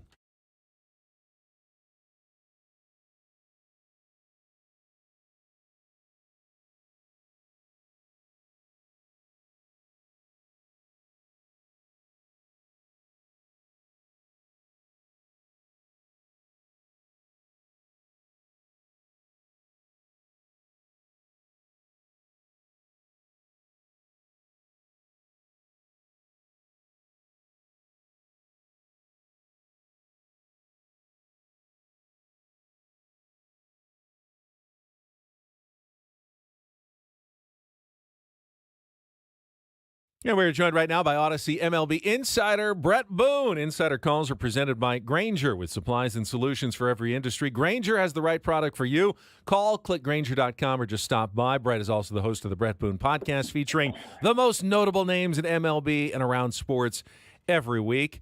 Brett, you got me and Paul today. Woodsy's at Disneyland. How you doing this morning? I'm doing good, guys. I saw you had a good crew out at the game this weekend, too, at Petco Park. Who was there? Andy Ashby. I saw Brian Lawrence in that picture. A couple of Randy Jones was there. It looked like Randy's he's the staple. Yeah. Every time it seems like I go to the game, there's Randy. What a good dude. You can't get rid of him even if you wanted to. Yeah. Is he like No. is he just the usher for the owner's box? Like he works there Yeah, now? he's great. He comes over. He's like, Booney, what are you doing? Hey, Booney. Hey, Randy. He goes, I want to thank you for coming out today. I said, you didn't even ask me to come. I got invited by Tommy Seidler. And he's like, well, I just have to say that. So I love Randy Jones. What a great man. And Rupert Jones was there. Last week passed. And then Chris Gomez, Gomi was there. It was good to see Gomi. I haven't seen him in a long time. Loretta was floating around, but I guess business called, so he didn't get in the stellar picture. Always working with you. Were at Sunday's game, so you saw the Phillies complete the sweep. Tough series for the San Diego Padres. They did bounce back last night. I just want to get, first of all, just some of your observations on what you saw from the team, up close and getting to see them in action. That was the closer game, but they were not able to pull that one out either. Phillies just had an answer for everything the Padres did on Sunday. Well, sometimes in this game over 162, you catch a team, and it doesn't matter what you do, they're going to beat you. Phillies are in that mode right now. I mean, they were just kind of in the zone, and you just want them to get out of town as soon as possible. Always nice to sneak a game out, but they weren't able to do that. I'm watching this team. Padres are sitting there. They're 15-18, kind of in the middle of the division. A lot of these teams in this division that I thought were going to be off to a better start than this aren't. So they're in the middle of the pack. I don't know. I think we see some real positive signs from the young kid Merrill. How was he going to do at 20 years old starting the season? He's held his own. Profar's been a real boon for them. But it comes to Cronenworth off to a good start. But you need the big guy. You need Tatis, Machado, Bogarts. They're going to be the guys that carry this offense. Now on the pitching side, it was good to see Darvish back last night. Pitched 5 scoreless innings, got the Padres back on the winning trail after dropping 5 straight. The concern for me is I think Dylan Cease is going to be good. I think King's still in that in-between mode, where he's been a reliever, he's a starter. It seems he's got nasty stuff, but it seems he always finds one inning where he makes a couple mistakes that cost him. That's happened to him in a couple of his starts this year. Waldron's done a nice job. I was watching Musgrove the other day, and I have a little concern with Musgrove. He's just not right. He seems like he doesn't want to throw the fastball, and when he does throw the fastball, he doesn't want to throw the fastball for a strike. That really becomes, from an offensive perspective, it really becomes a predictable thing. So right now, as a hitter, I know he doesn't want to throw me a fastball for a strike, so I can just ignore the fastball and sit on the breaking ball. Problem is, too, is when he's throwing the breaking ball, he's either hanging it or he's missing by 1.5 feet off the plate. So it's not a swing and miss pitch. And when it is a strike, it's right in the middle of the plate. So he's got some things that he's got to work out. I mean, Musgrove, I've loved this guy ever since he's become a Padre. I think he's a horse, but he's got some things to work out right now. Really predictable with that fastball.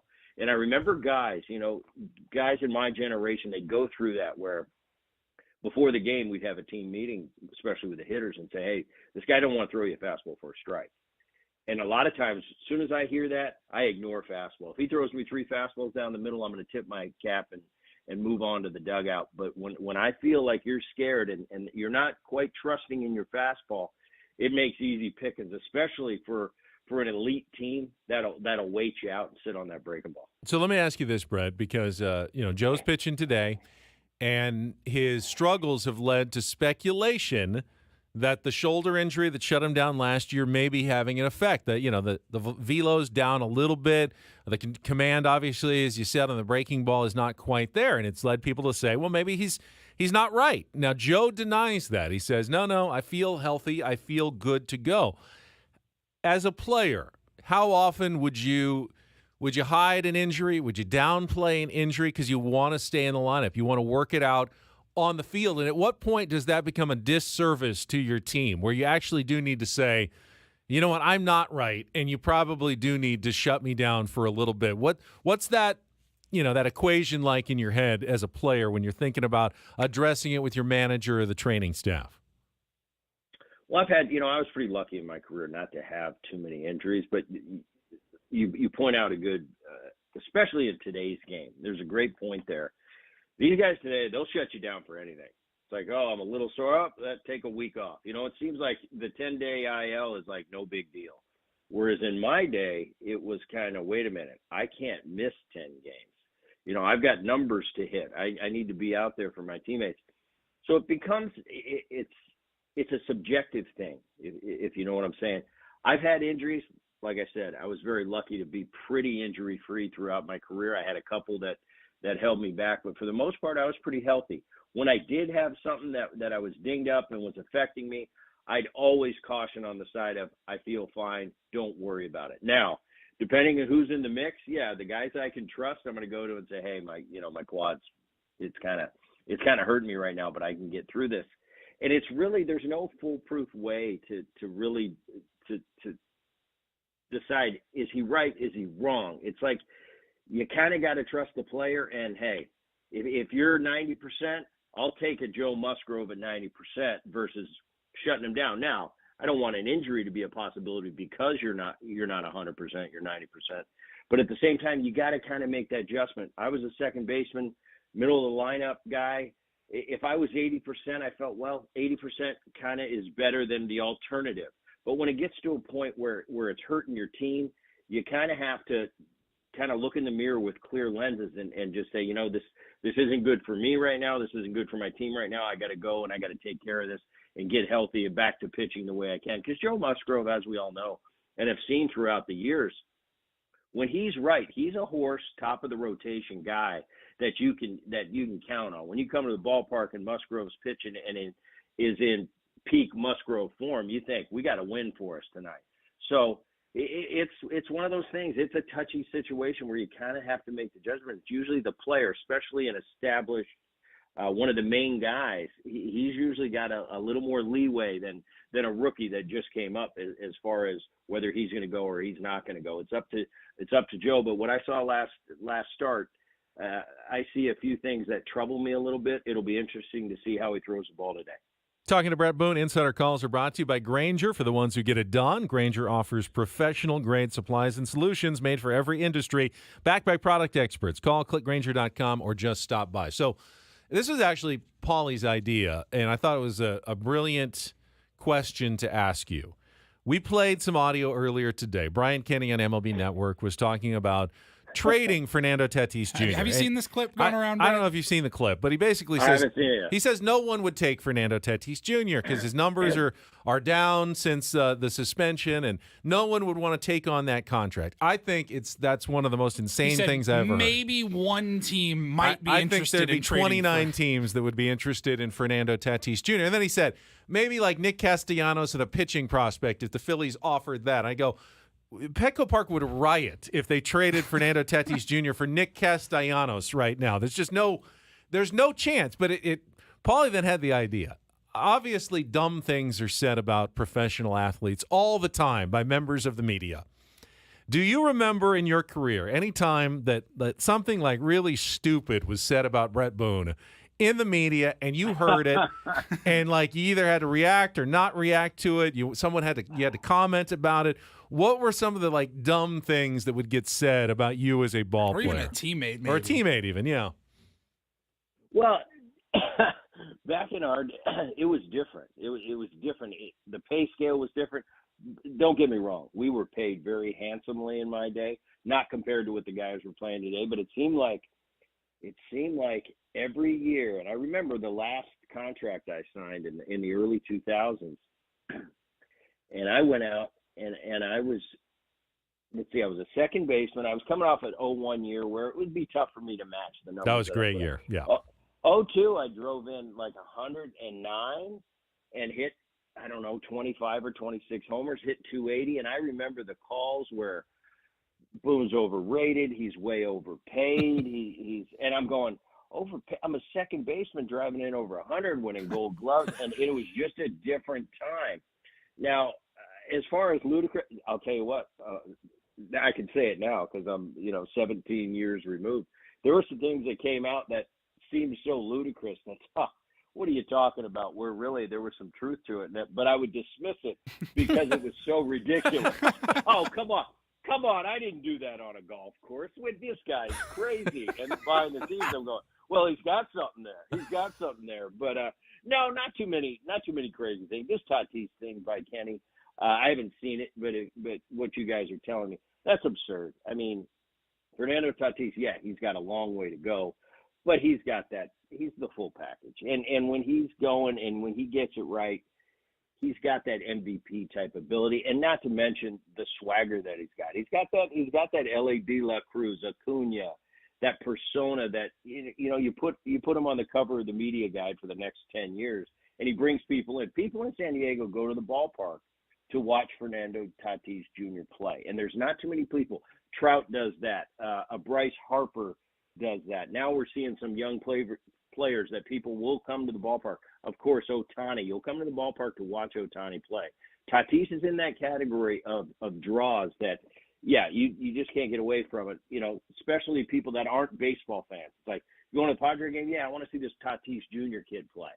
I mean, he's got that type of draw. So to say that one of 2019, that's a little bit ludicrous. I'm not going to say 29 teams would trade for him, but let's be realistic here.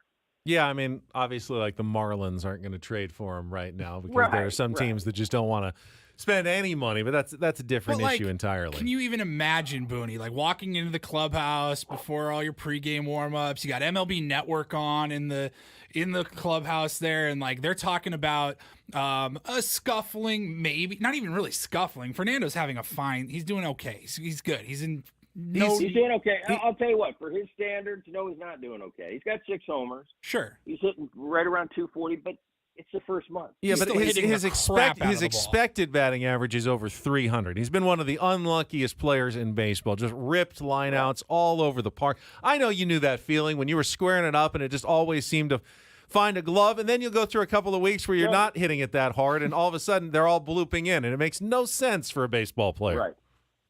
No, without a doubt. And Tatis, I have full confidence that if he remains healthy, feeling good, the cream will rise to the top. He's too good. Even on his worst year, he'll have a borderline all-star year. That's the type of talent Fernando Tatis is. And I don't worry about anything where his numbers are in April. 3 or 4 months from now, we'll see, and I'll guarantee you all his numbers will start to fall in place where everybody thinks they should be. I had a benches clearing, or like a real one, brawl yesterday between the Rays And the Brewers, not those, baseball, everyone just stands around kind of brawls, but actually some punches thrown. You have any stories for us of real benches clearing brawls that you got involved in during your career? Wow, man, this is story day. Yeah, I actually got one that I think you'll like. And Pedro Martinez is on the mound. We're in Montreal. This is the early 90s, mid 90s. And he's pitching a perfect game. And I'm watching this, though. I'm hitting behind Reggie Sanders, who was also, Padre. I'm hitting behind Reggie Sanders, and I'm watching how this is. And Pedro's pinpoint this particular day. And he keeps buzzing Reggie's tower and then striking him out with breaking balls. I think he struck him out at least twice, maybe 3 times. And I remember Reggie pointing at him with the bat and saying, I'll tell you what, you throw one more pitch near me, there's going to be a problem. Yeah, I don't think he said that. I think he was a little more verbal than that. But I saw that, okay? I saw that interaction. So fast forward, I don't know if it's the 7th, 8th inning. Pedro's got a perfect game. He hasn't given up a while.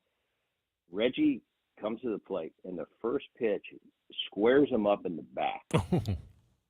Reggie, if you know Reggie at all, is one of the kindest men in the world, but he's one of those guys where you go over the line with him, and he snaps. You don't want to be around. But Pedro didn't want to hit him. He had a perfect game going. Or no. 100%. Pedro drilled him on purpose. Even with a perfect game. He threw away a perfecto. Without a doubt. Because on this particular day, believe me, I had to go up there and get in the box. He wasn't missing an inch from where he wanted to throw the ball. So Reggie gives the point of the bat at him, threatens Pedro, and says, you throw one more near me. And then the next pitch, he drills him in the back. And everybody, Ben, they said what you said. No way he possibly did that. It's a perfect. You got to know Pedro. You got to know the history. I came up with Pedro in the minor leagues. Pedro doesn't care. Pedro is one of those guys. He does not give a rat's ass about a perfect game, a no-hitter. If he's going to drill you, he's going to drill you. That was part of his persona. That was part of his ambiance, that mysteriousness. Pedro could drill you at any time. Without a doubt, he drilled. That was one of the biggest fights I've seen. I was in the middle of it. I wasn't throwing any haymakers. It'd be fun to say that I got bloody. I didn't. I was kind of the, push and shove. Hey, get away from him. Get away, breaking it up. But Pedro, I don't think Reggie ever got to Pedro. I think he was in center field by the time Reggie got to the mound. But that was one of the bigger brawls I was in. Crazy that he would give up a perfect game just to make a point. Absolutely. I'll go to my grave. Absolutely no question in my mind. He drilled him on purpose. Oh, wow. I can't even. That's incredible. How tough was it to face that guy? I mean, I can't even imagine. Oh, man, on a good day, he was tough. He had 4+ pitches. And, it's tough enough when a guy has 2+ pitches. But Pedro in his day for about 3 or 4 years, he had 4+ pitches. He could throw any pitch at any time. So is that 3-1 changeup?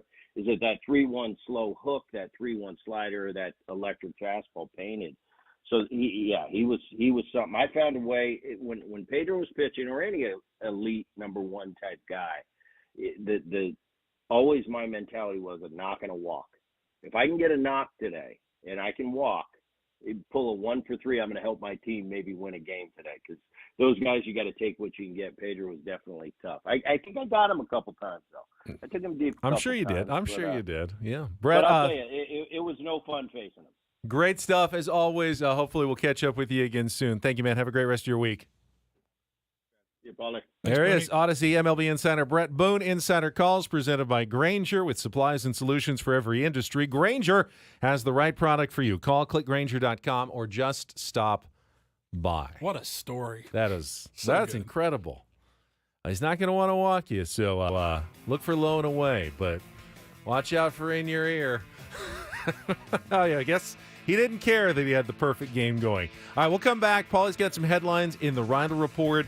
Maybe get a crossover later in our final segment with Annie and Elston on a Wednesday, a woodsless Wednesday on San Diego's #1 sports station, 97.3 The Fan.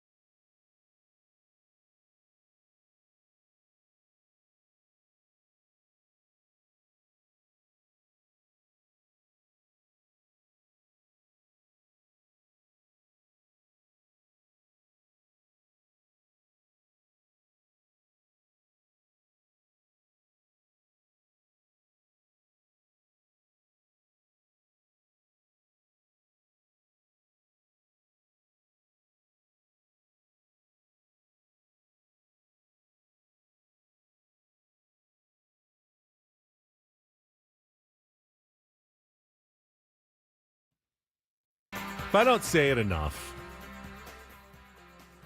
Paulie Rindle does a really good job on many, many different things on this show. Today, he is kind of filling in with extra responsibilities as the co-host with Woodsy off, but he's still doing all of his normal duties of running the YouTube stream and running the board and all of our sound bites and commercials and booking the show as the producer and putting together the promos and everything that you do, Paul. You do a great job. Hey, thank you. And Paul, you do a great job. Paul, you do a great job. So I don't say it enough, but you really do. Ben, you do a great job. I'm curious. So usually you set up guests like Brett Boone, who just joined us in our last segment, via text. In fact, when was the last time you actually called someone to try to book a guest?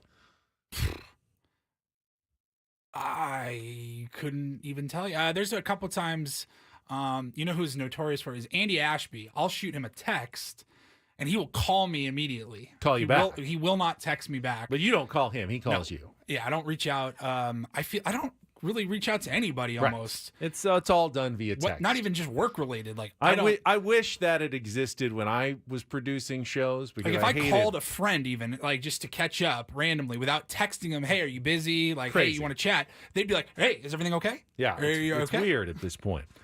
Well, I saw this tweet yesterday from our colleague and fellow producer Matt Scraby. Said, I've been looking through some of my past texts and seeing which guests we've had in the past. One thing is true. I call dudes sir way too much. They must be like, who is this guy calling me sir? Context is a thank you. Thank you, sir, or yes, sir, 240 works great. Do you call anybody sir anymore? Is there any reason to call someone sir? Yeah, sure. You do? Yeah, it's. I mean, unless you're like a waiter, I think server at a restaurant, it's a sign of respect. I think it's weird now. I think it's strange nowadays. I wouldn't like Michael, our boss, if he came in and he said, "Oh, great show," I went, "Oh, thank you, sir." Unless it was really casual, like okay, like if Michael and Annie walked by, I probably wouldn't be, hello sir, hello ma'am, but I probably wouldn't say that, but I would casually be like, thank you sir, or something like that. Like, I mean, certainly you can do the old yes sir, and get excited about something, but to really with like no irony, no jokingness about it, to refer to someone as sir, even if they hold a higher station. I mean, maybe like the president of the United States. Oh, yes sir. Well, right away, sir. Sure. But, I mean, unless you're like a butler and you're employed by someone. Like, I'm going to text Eno Saris here before too long to make sure he's good to go for 8:35 tomorrow morning, and I probably won't say with, good morning, sir. Good morning, sir. But it's not unheard of if he's like, yeah, good to go. I'd be like, awesome, thank you, sir. And maybe the emoji or something. Like, I think part of it is that I know I'd feel weird if people I do feel weird when people refer to me as sir in a non-ironic way. Even if I'm at like a restaurant, I'll take you right to your table, sir. It feels odd nowadays. Right. Peter Seidler wanted me to call him Peter. Right. Like, okay, he owns the Padres. Pretty much the most important guy in town. One in a million. But Ron Fowler was the same way. He certainly did not want to be referred to as sir. And, they're older school type people. It's just not something that you hear unless you're in the military or, in a chain of command. I just don't think you're going to see it anymore. And I said, it struck me as you can use it as a yes, sir, just kind of a that works sort of thing. But to actually unironically use sir or ma'am nowadays, I don't think there's anything weird to it. I don't think there's any reason for it anymore. I think it's a sign of respect. Okay. No big deal. All right, let's get some headlines. It is time for today's Rindle Report. Another Paulie responsibility. And get things started here with our today's edition of the Rindle Report. Now tuned into the greatest.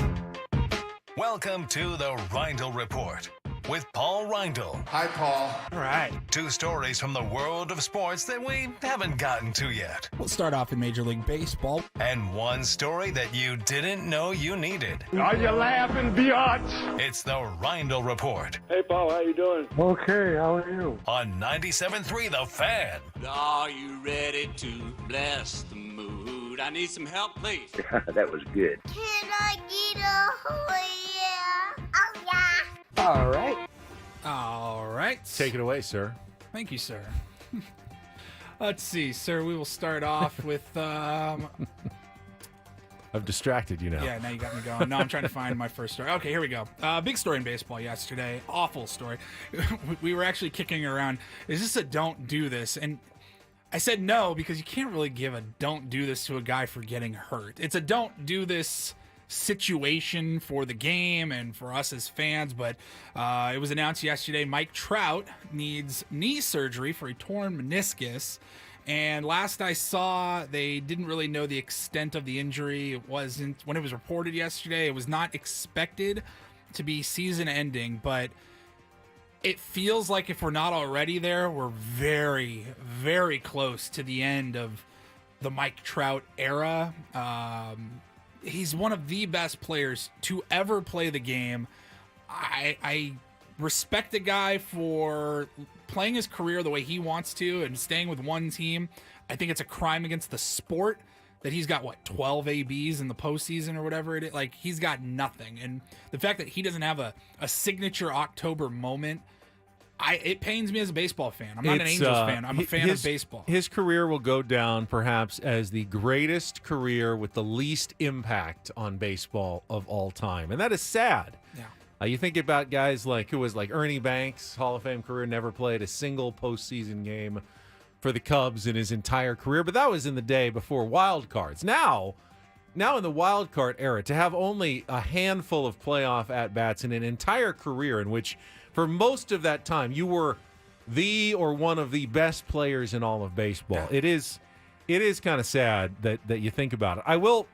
I'll throw in the one don't do this element if we're going to go that direction for Mike Trout. He was quoted in the story saying, "You play the game hard and S happens." Yeah, but there are a lot of, everyone for the most part plays the game hard. Some guys harder than others, but that you can't use that as an excuse. Well, hey, if you want me to be playing hard, then I'm going to be getting hurt. Give me Manny Machado. Give me the guy who may take his foot off the gas every once in a while, but is out there for 160 games a season. I'm sorry. Mike Trout may be one of the greats, but this is now the fourth consecutive season in which he's going to miss significant amounts of time. And if he's not on the field, he's not one of the better players anymore. He was in the 2010s. 2020s, he's just been okay. And that's too bad because now he's the only star that the Angels have with Ohtani gone, and they're quickly falling to out of relevance again in the American League West this year. Would love to see him bounce back, but of course, man, it's just it's rough seeing this happen to a guy like Mike Trout. Totally. Next up, got a story here from Front Office Sports. It says the Las Vegas Raiders are launching their own fan cruise in 2025. It's a 7-night trip going from Los Angeles to the Mexican Riviera. On the cruise, there will be an open bar, some mini golf, a casino, autograph sessions, dining with the alumni. Alumni include Reggie Kinlaw, Jacoby Ford, Willie Galt, and others. Rooms go from $2,400 up to $16,000. And he said this is a fairly common thing, he thought. I couldn't remember seeing a ton of these team-sponsored, team-themed cruises, but is that something that, like, let's say the Padres put together a Padres cruise with, Brett Boone and Andy Ashby? This has been a thing for longer than you'd think, Paulie. You may not have heard of it, but I remember even back like in the 80s and 90s, like team fan cruises were definitely a thing. In fact, I remember, maybe someone can confirm this for me. I remember like a Saturday Night Live spoof where they did, I want to say it was like the Phillies alumni cruise. And then all they did was just list like random old Phillies, like come join the cruise with players like Matt Noakes and, just the absolute bottom of the barrel players from Phillies history. And you can just get on a cruise with like hundreds of them. And they just kept listing names and names. But honestly, I'd go on a Padres cruise if they did a cruise. Would you go? Now, here's the question. tier ones. Would you go on a Ben and Woods cruise? Ooh. Ben, Woods, Paul, maybe a 97.3 The Fan cruise. We just get everybody on a boat. I don't even know if I would want to go on the Ben and Woods trapped cruise. on the boat several days. I don't know. I've nowhere to heard, escape, nowhere to go. I've never heard a bad thing about a cruise, like from people that have gone on You've them. never heard a No, bad thing no, about a no, cruise? that's not what I said. Okay. From people that I personally know that have been on Okay. cruises. They've all had great times. I've seen horror stories from cruises. I've been on one cruise in my life. We were all seasick the first night. See, I don't know. I've never been on a cruise. It turned out okay in the next couple of days, but getting our sea legs was rough. This was a Disney cruise when I was like 12 or 13. Had to fly to Florida, cruise to the Bahamas and back, and we were all miserable that first night. It was like red-eye flight, get on a cruise. You just like sit down to the first meal, and you're down in like the dining room, and the ship is now like starting to chug out into sea, and you feel it going, but you can't see out the window, and you're like, it's like feeling car sick, but you're eating dinner at the same time. I've been on boats. I've never Not gotten good. like seasick. I've never Not been on a good. big cruise ship or anything like that. I don't know that I'm cut out for a cruise.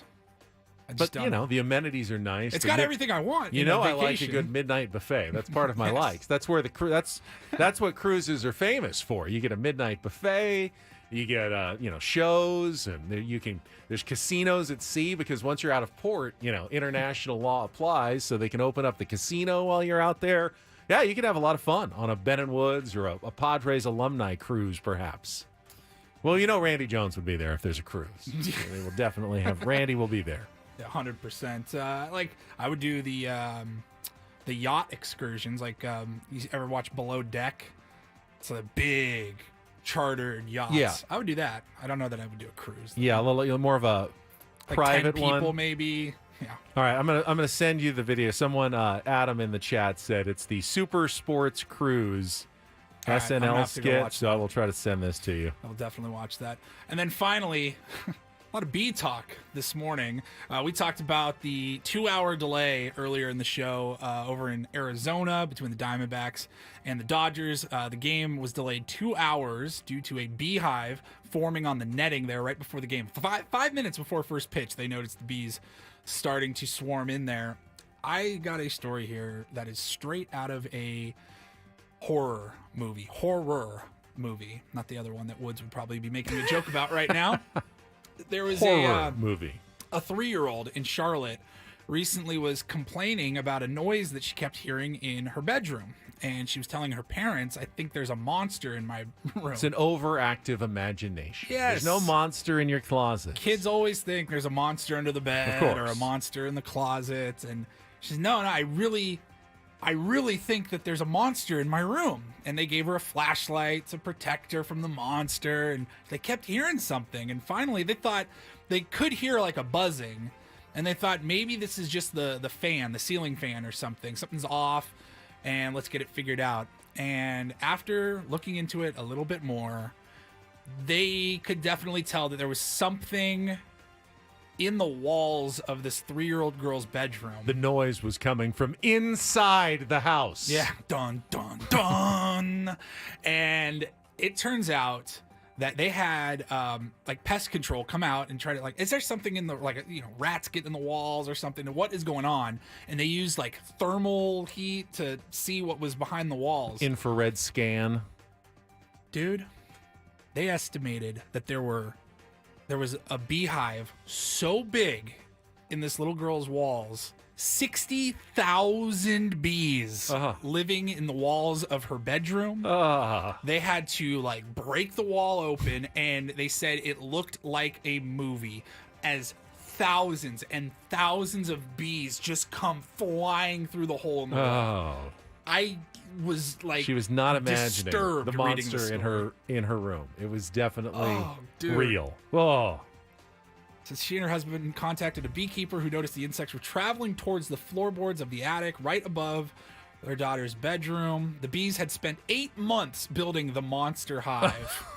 It had been there for most of the year before they realized it. The thermal camera that was brought to scan the walls, they said it lit up like it was Christmas. Oh, God. Terrifying. Absolutely terrifying. Awful. All right, I've sent you the Super Sports Cruise clip. Let's play that when we come back. We'll also pay off the Incorporator, if you missed it earlier. Jesse Agler trying to work the word, what was it, wrinkle? Baggy wrinkle. Baggy wrinkle into last night's broadcast. We'll have that for you coming up next after a check of traffic. Don't go anywhere. Ben and Paul on San Diego's #1 sports station, 97.3 The Fan.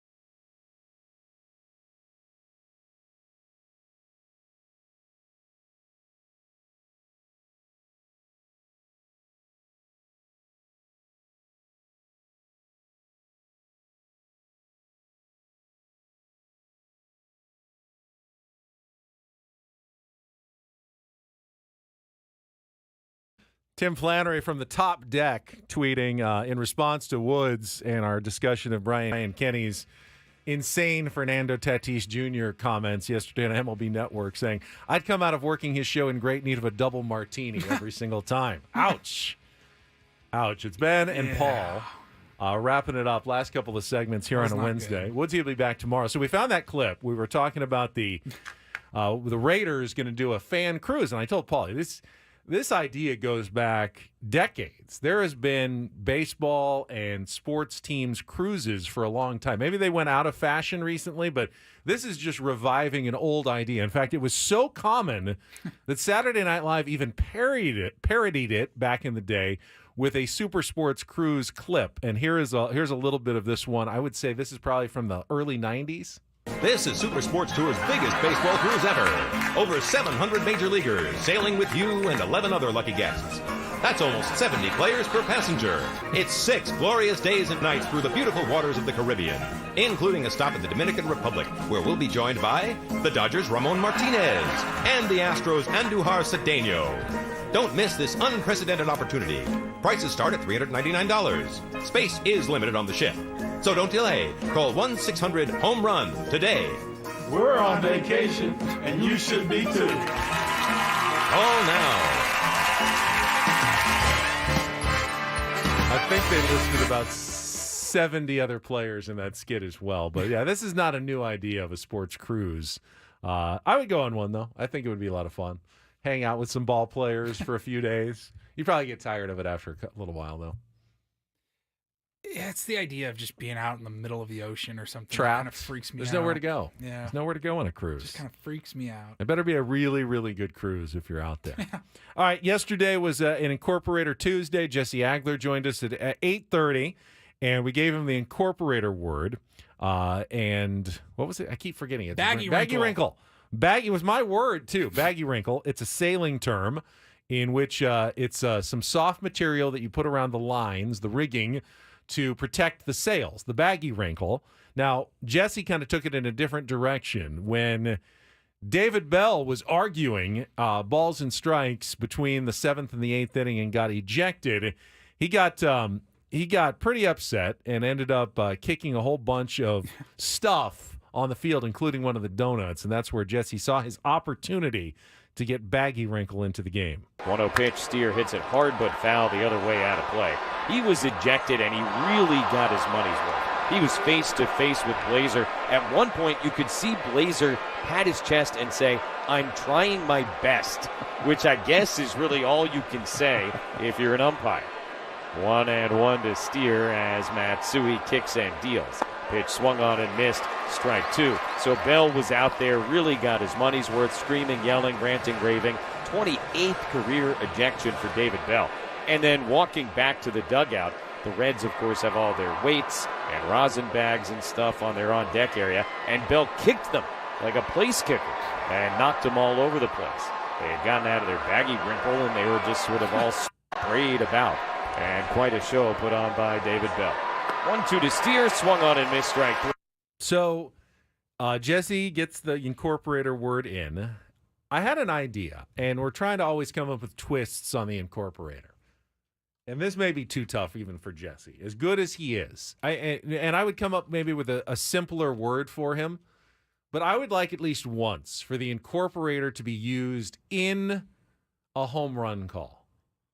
So, like a Padres player hits a home run, or like an RBI, like a key highlight to the game, and somehow get the Incorporator in to a moment that really matters during the game. Because oftentimes Jesse will throw it in during conversations with Tony Gwynn Jr. or Bob Scanlon, or, just an aside about the game. But to actually get it into a highlight that would be included in our Padres wrap-up the next day, I think that is what could really take the challenge to its final, ultimate level. An Incorporator in an actual game highlight. Interesting. I love that. Now, that may be tough. Jesse may say, hey, we don't want to mess with how many highlights you're going to get. You don't. And Jesse may not want to mess with the integrity. And obviously, I don't think you could do baggy wrinkle in the middle of a highlight. But if you had just a word, kind of a normal but just offbeat word that Jesse could figure out a way, like on an RBI double. We or lower the difficulty of the word itself, but we raise the difficulty stakes. of where it has to be incorporated into the game, into an actual highlight that will make it onto the recap, onto like Sammy's post-game show highlights or onto our Padres wrap-up the next day. That, I think, may be the next frontier of the Incorporator that we have yet to visit for Jesse Agler. We have a really bad problem on this show, all three of us, of coming up with ideas that we like and then forgetting about them entirely. That's so true. Let's actually try to remember that. That's true. Well, Woods, help us remember, except he's not here today. Just a couple of details emerging yesterday. I haven't forgotten about the Ippei Mizuhara gambling investigation, even though Shohei pretty much has gotten off the hook based on everything that's come out so far. Was not in the know, was just a victim of theft. The details are very interesting, Paulie. The story that emerged yesterday. So where was all this money going? These $500,000, basically wire transfers that Mizuhara was taking from Ohtani's account and sending to the bookie. How does this not raise massive red flags? How do they get away with it for so long? Obviously, they didn't get away with it forever. How'd they get away with it once, let alone however many times it actually happened? So some of the details that were emerging with the Boyer, who was the bookie, who was kind of at the center of this investigation, and he is yet to be charged, actually. But so what they do is he would take that $500,000 and he'd put it into his casino marker account at Las Vegas casinos, including Resorts World, which we were just talking about. I was just there a few days ago when I was visiting Las Vegas. And he would deposit into his account. Then he'd go gamble for a little while, win a little bit, lose a little bit. And then he'd cash it out in chips. And now he's got this extra $500,000 and he takes it out of the casino in cash. Wow. Now, sounds like a brilliant scheme. How are they going to keep track of that with the millions and millions that go through a casino every day? Right. Someone deposits $500,000. Sometimes they win, sometimes they lose. Obviously, if you win, you're going to walk out of there with some money. So he's just walking out with what it's his own money. Apparently, though, casinos are held to a higher standard, and they do need to be aware of their customers, their gamblers. Hey, you can't just close your eyes and go, I don't want to know where the money's coming from. They actually they are actually responsible for hey, if you've got a whale, one of these big, you can't just say, I don't care where the money's coming from. You actually have to do some research and background, and they've actually gotten into some trouble for allowing bookmakers to, it's basically money laundering. You've taken this $500,000, pretended it's your own, turned it into chips, and then turn it back into cash that you then walk out of the casino with. So a wire transfer from Shohei Ohtani then turns into a bag full of cash that you're walking out of Resorts World or a different casino on the Las Vegas Strip. So are these casinos being labeled as affiliates with a little bit, yeah. At least they're violating Nevada gambling regulations, if not laws.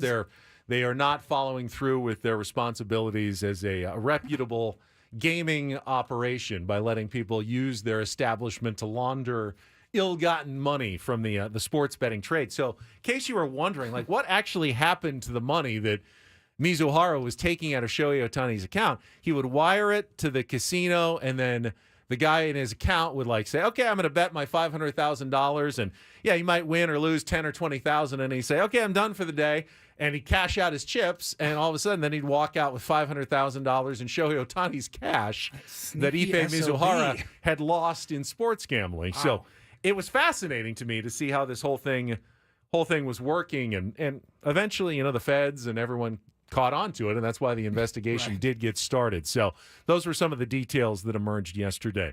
All right, we'll come back. Final segment. Want to look ahead to today's day game. San Diego Padres going for the series win over the Reds, and I believe Annie's going to check in for a little crossover on a Woodsless Wednesday. So Annie Halbrun going to be with us when we come back on our final segment of Men of Woods on San Diego's #1 sports station, 97.3 The Fan.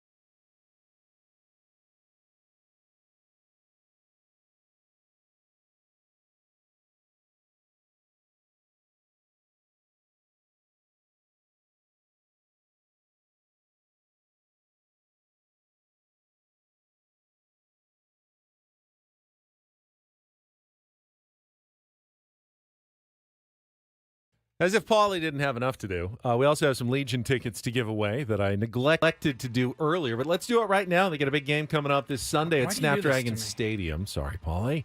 Dallas Jackals will be in town, and you can win a pair by calling right now, 833-288-0973. Paulie's choice on the caller. Oh, thank you. What would you like? Fourth caller. Fourth caller, says Paulie, 833-288-0973.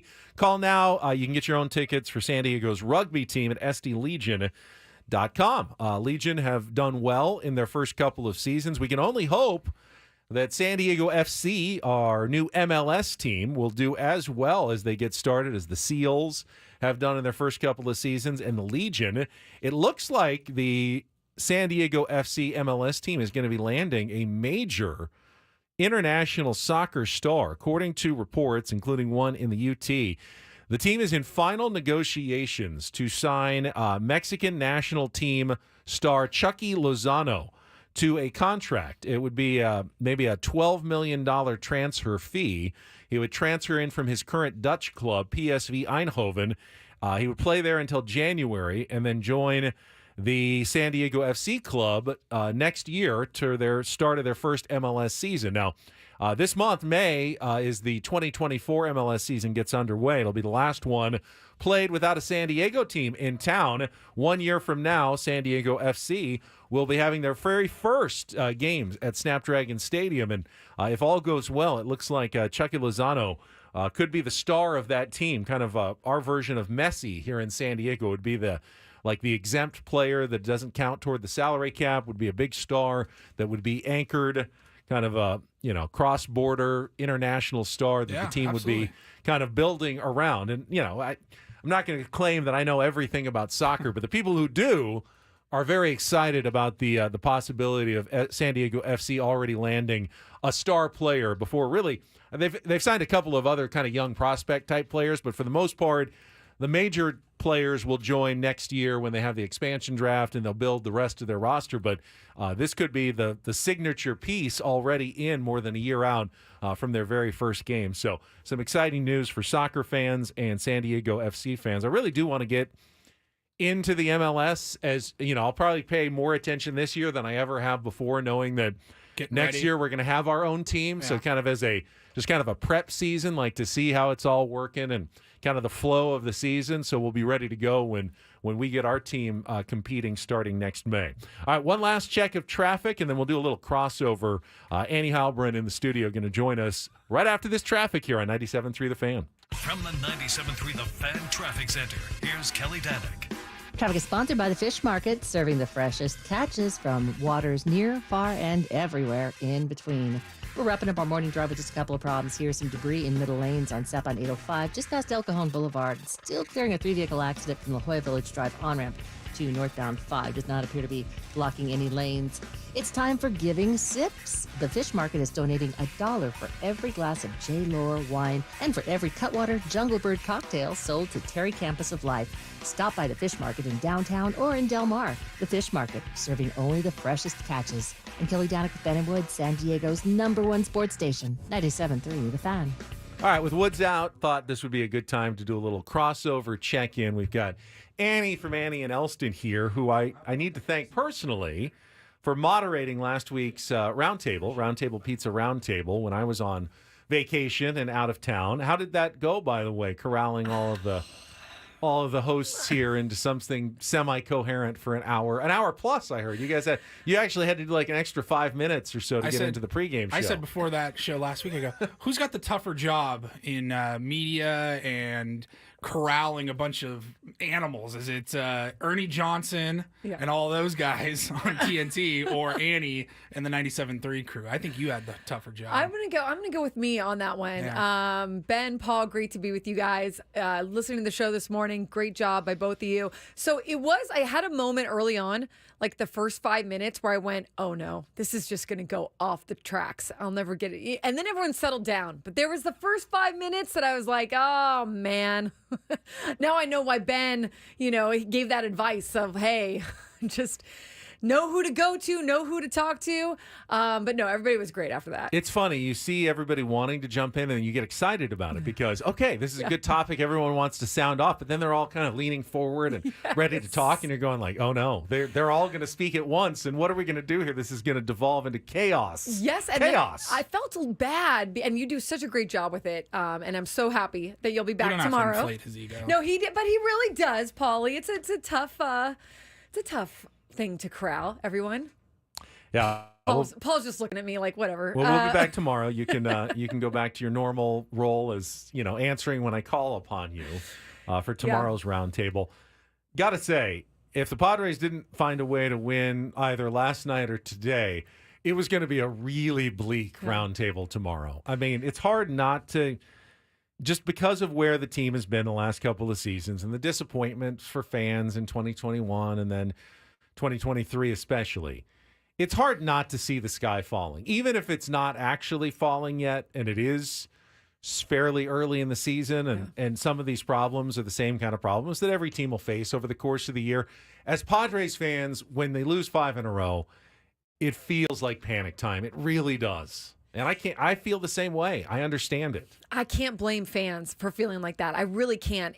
You do get that sense of like, oh no, here we go again. There's shades of last year. It's funny too, talking to people in the clubhouse. Last year at this time was very much, no, we're going to get it going. It's all good. Everybody relax. Now they'll say, hey, we're in a tough stretch.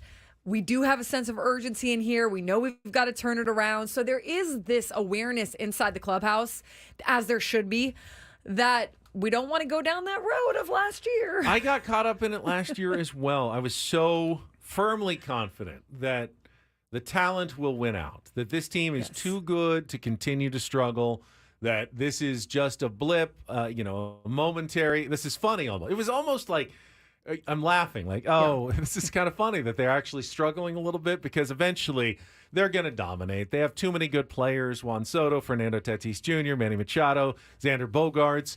They're going to clobber opponents. They're going to have this month where they win 24 games, and we're going to laugh at the early part of the season, and then it never happened. It never happened. Now, of course, this year we don't feel the same way. We're not anticipating a giant run at any point. So the further they fall, the deeper they go under 500, the more it seems like, okay, well, this is the reality of this team this year. And I hope it's not, but I do have that worry like everybody else. It does. It feels like the margin for error, and I heard Jesse say it on with you guys yesterday in a different way, right? But we've been saying it kind of since the season started too, is just, you don't want to get too far down because you're not sure if this is the right necessarily makeup of the team. By no fault of theirs, but just you lost a few players over the offseason. We're not really sure yet. It's a tough NL West, although it has kind of started kind of slow.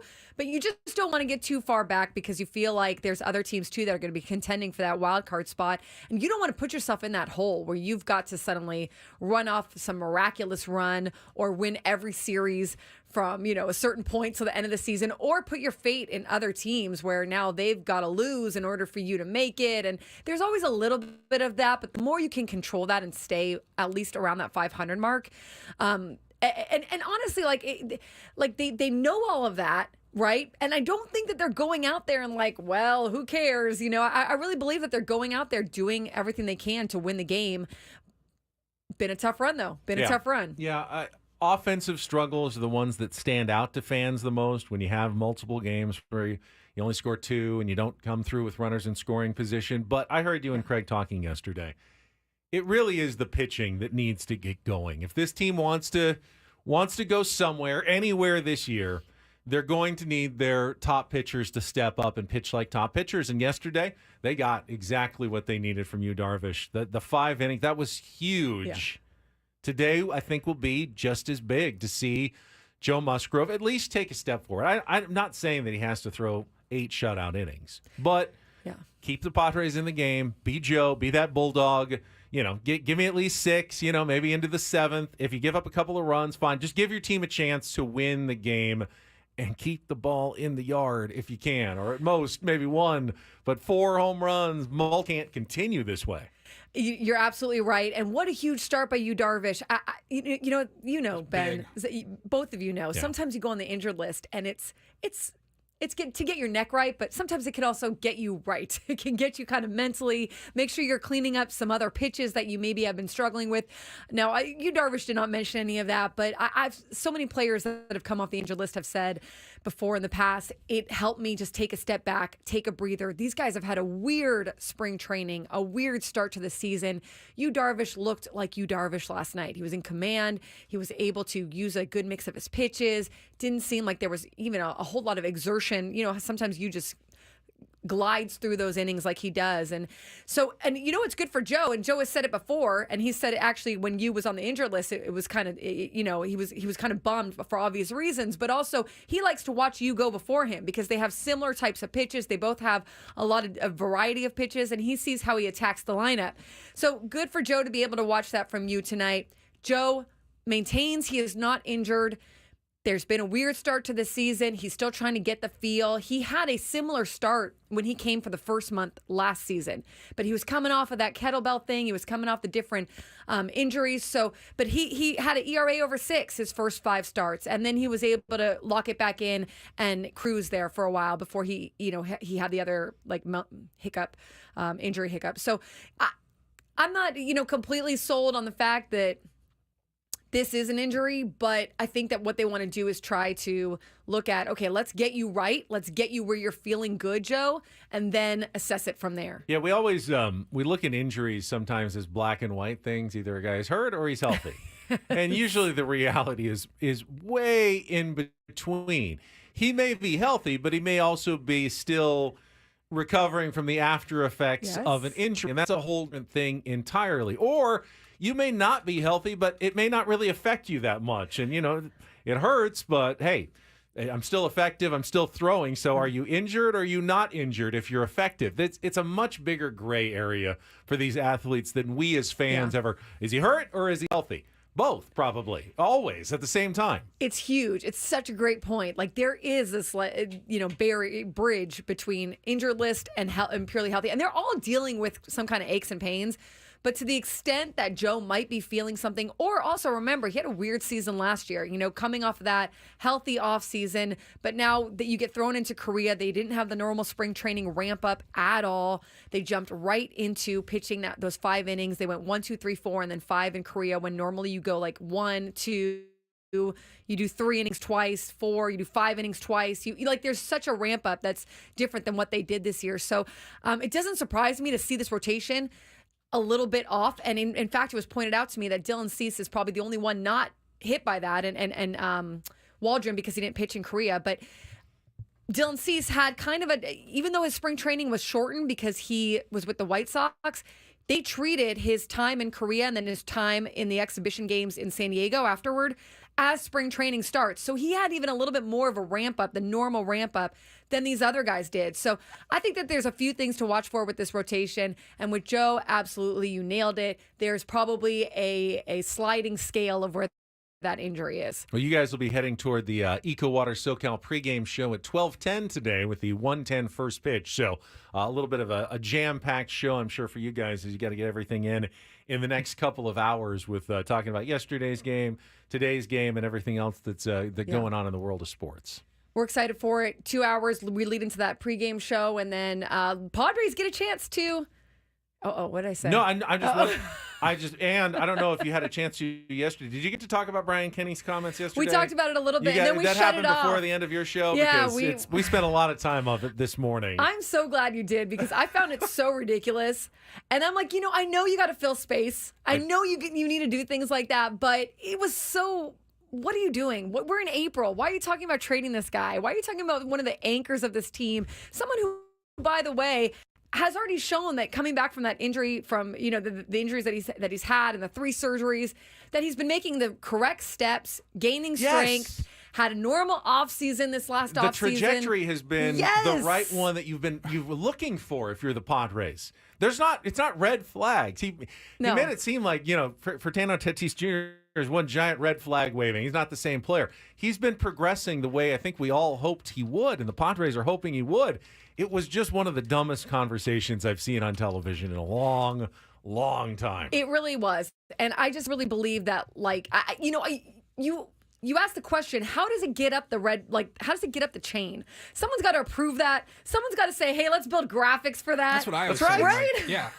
Directors, no one producers, stops for a second and goes, yes. Does this make any sense to anybody at all here?